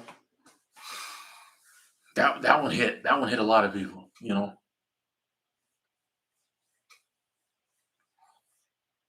Do I like games that end in a draw? Not really. Not really. If the Portland Thorns like end in you know what I mean? Soccer games end in a draw. I'm like, bruh. Speaking of greatest ever, Sophia Smith. Yo, I'm dropping game here. Hey, Purpose 24. Thank you, thank you, thank you. Super Chat Squad. Hold on, I'm trying to adjust. Okay. Says how do you focus on goals when distracted? Uh the reason I'm hesitating because the answer to the question sounds very just like, ugh.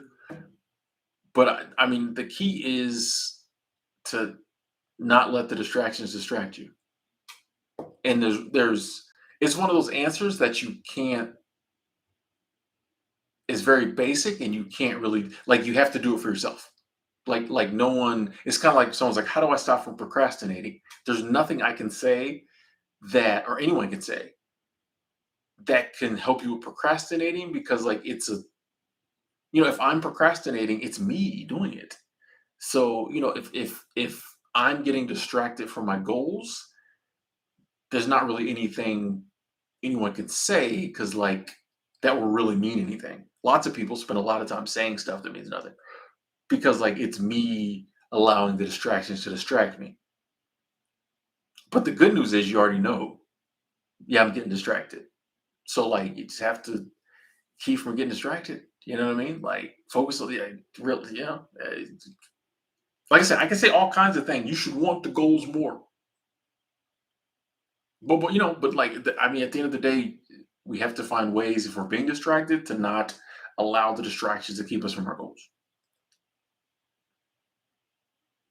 Not get so distracted, which is within our power to do. But a lot of times, like we like the distractions. Yeah.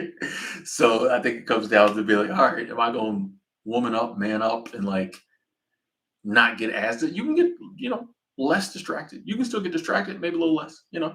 But it's one of those very personal things, I guess is what I'm trying to say. CW coming through. Thank you, thank you, thank you. That's Super Chat Squad. 24, did I give you your heart? That is love. Appreciate that. Purpose 24. CM just dropping the bag off. No words. The silent bag drop. We take that. Thank you, CM, for the continued support. Thank you. EJ, your sister got drafted in the W back in the day? Oh, nice, nice. Yeah, Dr. Chill Dog. It is, the weather, yeah, the weather person predicting the weather when you can just look outside and see what the weather is interesting. Hey, thanks, CM. Says drop it in, keep it the awesome content. Thank you, thank you. Tech Death Hippie. Says Timber Inspiring. I appreciate that. And I noticed I missed some of your comments earlier. So glad I got to shout you out. Thank you. Thank you.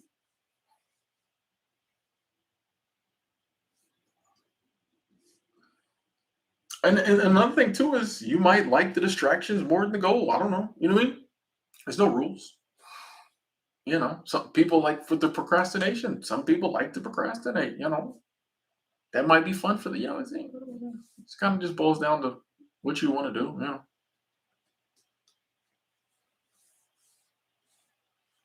I have not eaten yet. My wings are sitting right here. We're probably gonna wrap it up here shortly though. Yeah, I like my wings cold. Got this amazing microwave back here. And I'll probably just eat them cold. Like I don't be, you know what I mean? I don't really need. Usually I'll put them in the fridge, let them like really get cold. But I think we're at 2 hours and 51 minutes. I think I'm gonna go to 3 hours.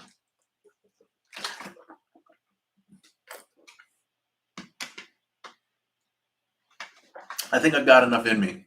I think I got enough stamina to go 8.5 more minutes.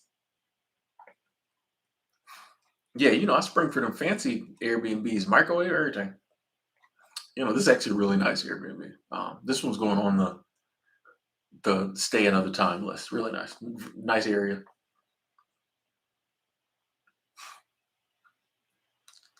Midnight Bandit. I mean, not knowing your situation in detail. Um, if you want to, you probably maybe need to get a full time job or another part time job, work two jobs.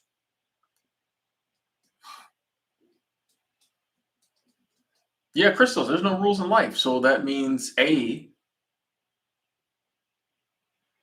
don't have to do anything you don't really want to do unless you feel like you need to do it. B, you can do what you love, and C, if you want to sit around and do nothing, you can. You see what I'm saying? Like there's no rules. So if you want to sit around and do nothing, you can.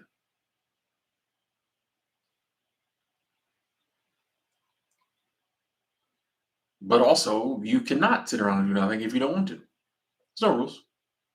No rules. Hey, Joshua coming through again. Thank you, thank you, thank you. Super Chat Squad. Joshua Smith coming through again. Were you nervous getting on camera at first? No, no. Like once again, um, when I first got on YouTube 2011, 2010, 2011, somewhere in there, I think it was 2011, there was no concept of it being what it is today. So to my mind, it was a video Facebook, video Twitter. You know what I mean? So I wasn't nervous posting pictures on Facebook. I just thought like my friends, a couple other people, you know what I mean? So like it wasn't, there was no concept of it, a, you know, hundreds of millions of people viewing my videos and having over 100,000 subscribers. None of that stuff entered my mind. It was just like, oh, I'm gonna make this. I think my first video ever was like a comic book video. I had seen some people show off their comic books. I'm like, oh, I'm gonna show off my comic book. Maybe some of my friends will see it. I guess maybe I did have the concept of other people seeing it too, if I was doing comic books. But like, it wasn't like it wasn't like it was going to be a thing. It was just like, oh, back then, so many new, how many of us have been on like new websites, new apps, and then never used them again. So it was kind of like all right, let's try video. I had uploaded video to other sites before, like there was no, I think, pretty sure I had, yeah. So like, there was no nervousness because there was no concept of being a YouTuber. It's just like, oh, I'm gonna show off these comic books. And I'm sorry to hear that, Midnight Bandit, that you can't afford food. Like that's no one should be working and not be able to afford food. Um, the only thing I can suggest is, is it Yeah, do you qualify for some type of assistance? Is there a possibility to work to make more money? You know,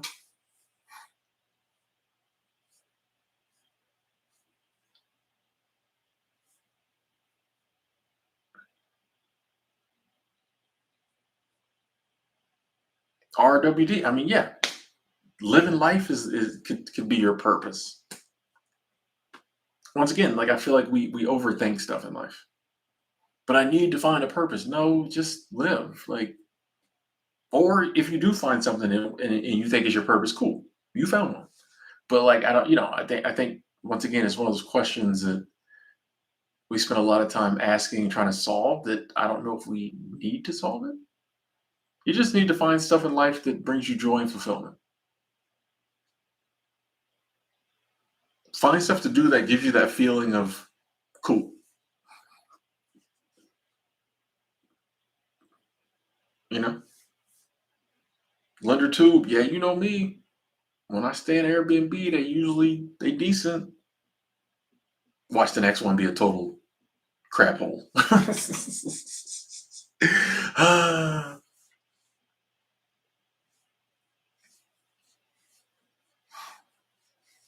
I mean, Rose, I appreciate about content creation that you can have feminine energy be something that blows. You know what I mean? Any top, like here's the thing about content creation, and here's the thing about humans, and we've all done this. We've looked at a certain topic and be like, oh man, why is that blowing up? That's crazy. Obviously, people like it. Obviously, there's a ton of people who want to watch feminine energy videos. You know, the algorithm can recommend something, but if people like it can't make people watch. So if there's a topic that blows up and it's becoming mainstream, it's because people want to watch it. You know what I mean? So like I used to judge. These days I'm like, hey, if people are rocking with that, cool. Sometimes I'm still like that, but like, hey, if people rocking with that, like, cool. Obviously there must be a lot of people, I would assume mainly women, who are interested in feminine energy content. Cool. You know. Hey, purpose coming through again. Thank you, thank you, thank you. That is love. Super chat squad. Thank you. Super chat train. So I recently watched your old live on giving yourself permission not to date. Really shifted my perspective. Nice. And yes, I agree. Dating is a rat race. Facts, facts. You know what I mean? Like it's once again, I'm learning. Thank you so much, Super Chat Squad. I'm learning that like so much of life is about our perspective and our mindset. Like two people can be in the same situation and one person just looks at it different and they're at peace with it. Hey, I'd love to meet somebody. It'd be cool to date, but I've given myself permission not to date. Basically, I'm telling myself if we don't date again, it's okay. And it's amazing how that just helps you get through life more at peace. Like, because our whole life you've heard you have to be dating. You're a failure if you don't date. You're nobody if nobody loves you. What kind of BS? I'm gonna say the real word. What kind of bullshit is that? You're nobody if nobody until somebody loves you. Shut up. You know what I mean? Like, no. But we go through life with all those messages, feeling like our worth is tied up in our mate. So it's just like this stress relief, this decompression when you're like, you know what? I can have an amazing life not dating. My worth isn't tied up in who I'm dating, and I could never date again. If you can get to a place where you envision a life never dating again and you're cool with it, I promise you, life be so much easier. You don't care anymore. You don't care anymore. It's like it is what it is. If it happens, it happens. If it don't, it don't. You know what I mean? Like it's so freeing. So freeing. It's so freeing.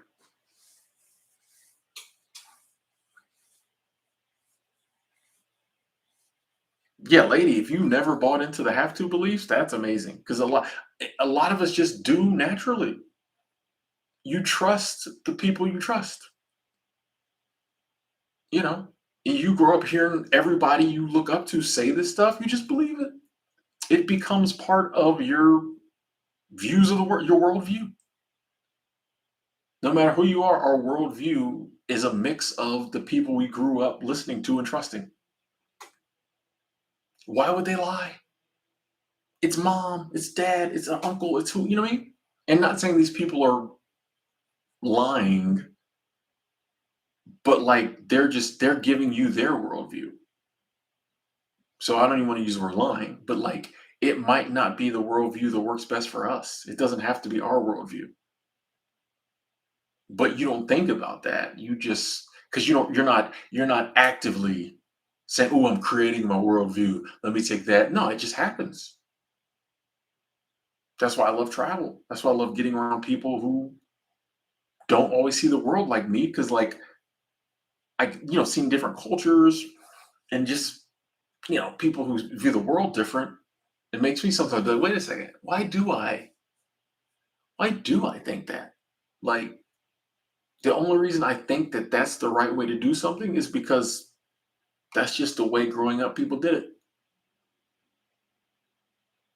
Their way seems crazy to me, but my way seems crazy to them. Oh, I can let go of all that. You know what I mean? So it's cool if you're one of the people who never, you know, tapped into that. Cole, thank you. Super Chat Squad. The Super Chat is coming through heavy tonight. Thank y'all so much. Cole coming through again. Dea, Cole says, the issue isn't dating in and of itself. People do it to get validation as form of insecurity. Get validation from yourself through your goals. Facts. Facts. Once again, yeah, I'm not anti-work. I'm not anti-dating. I'm not anti-nothing really. Um, except for the Las Vegas Aces. Not really a fan. No, I love them. Kelsey Plum. But yeah, not anti-dating. But here's the thing with dating that makes it different. It takes two or more people. It takes at least two people. You know what I mean? So no matter what I do, if no one appears who wants to date me, well, I won't be dating. So that's why I think it's very important with dating to get to a place where you're cool not doing it because it's not just you ain't the only person rowing the boat. You know what I mean? It takes two at least. Yeah. It'd be interesting if we start seeing more like three people, couples. It can't be three people, couples too. Right. Anyway, you know what I mean? So like I think that's why because people if your validation or your self-worth is wrapped up in something that you don't have total control over, then you're never going to be totally in control of your self-worth, and you should be because it's your self-worth, your self-esteem. So that's why I think dating is a big one where a lot of us need a mind shift, a mindset shift, excuse me, because like it's not just us, it's somebody else. Jesse James coming through. Thank you. Super Chat Squad, that is love. Thank you for the abundance. Thank y'all. Says, do you ever write a script for your videos or do you just wing it or do you mix it up? Jesse, I'll say I almost never write out an actual script. The closest I come to that is with my list videos. I'll have the list pre-drawn up. And I might occasionally write, if I'm doing a list video and there's like a joke that I want to use, I might like write the joke in there. You know, um, sometimes I kind of script in my head, and usually that too is, I'll have something I know I want to say, maybe a little joke, maybe an analogy, but I don't think I've ever written out a whole script for a video. It's just not my workflow. And I agree that, sometimes the videos, if I were to script videos more, they might come out sounding a little more polished. There would be less ums and ahs but that's just not I I like the off the top. And let's be honest, sometimes when I go to make a video, I have no clue what I'm gonna make the video about. I just start talking. But I like that because y'all know watching that like this is me. Not saying it wouldn't be me if I scripted it, but like it's me because it's coming right off the top. So, and I don't really have the patience to script videos, and not once again, not coming at anybody. I just see lots of creators who are obviously reading or obviously following the script, and I click out of those videos immediately because I'm like, this. I like that genuine, authentic. I know this is what you believe because I see you in real time coming up with it, or not in real time, but you know what I mean? And so I like to give it the way I like to receive it. Pause. So I had to. So yeah, I rarely script. Like I just like to, but I do go over in my head a lot of times my content. Anyway, ladies and gentlemen, we hit 3 hours, 3 hours and 5 minutes. I gotta stop. Somebody stop me. I'll keep going. This is probably one of my longest streams in a while. Or I did do a 3 hour one the other day. Anyway, thank y'all so much for tuning in. I really appreciate it. The super chat squad came through heavy tonight, like heavy. So thank y'all so much. I really appreciate that abundance. We definitely could use it these days in the travel fund. So thank y'all. Big shout out to the lurkers, the thumbs uppers, everyone who did comments. This wasn't one of the streams where I got to probably be in the comments as much as sometimes. If I missed anybody, it wasn't personal. Come back through next time. We'll chop it up. Enjoy the rest of your evening. Before I go, I want to say two things. It's okay to waste your life. Do what you love. There's no rules. And B, I love each and every one of y'all. You know, everybody who is in the chat, you know, struggling, going through something. I'm gonna definitely say a prayer when this is over for everyone, for all of us, especially y'all. I love y'all. Stay blessed. Stay abundant. Talk to y'all later.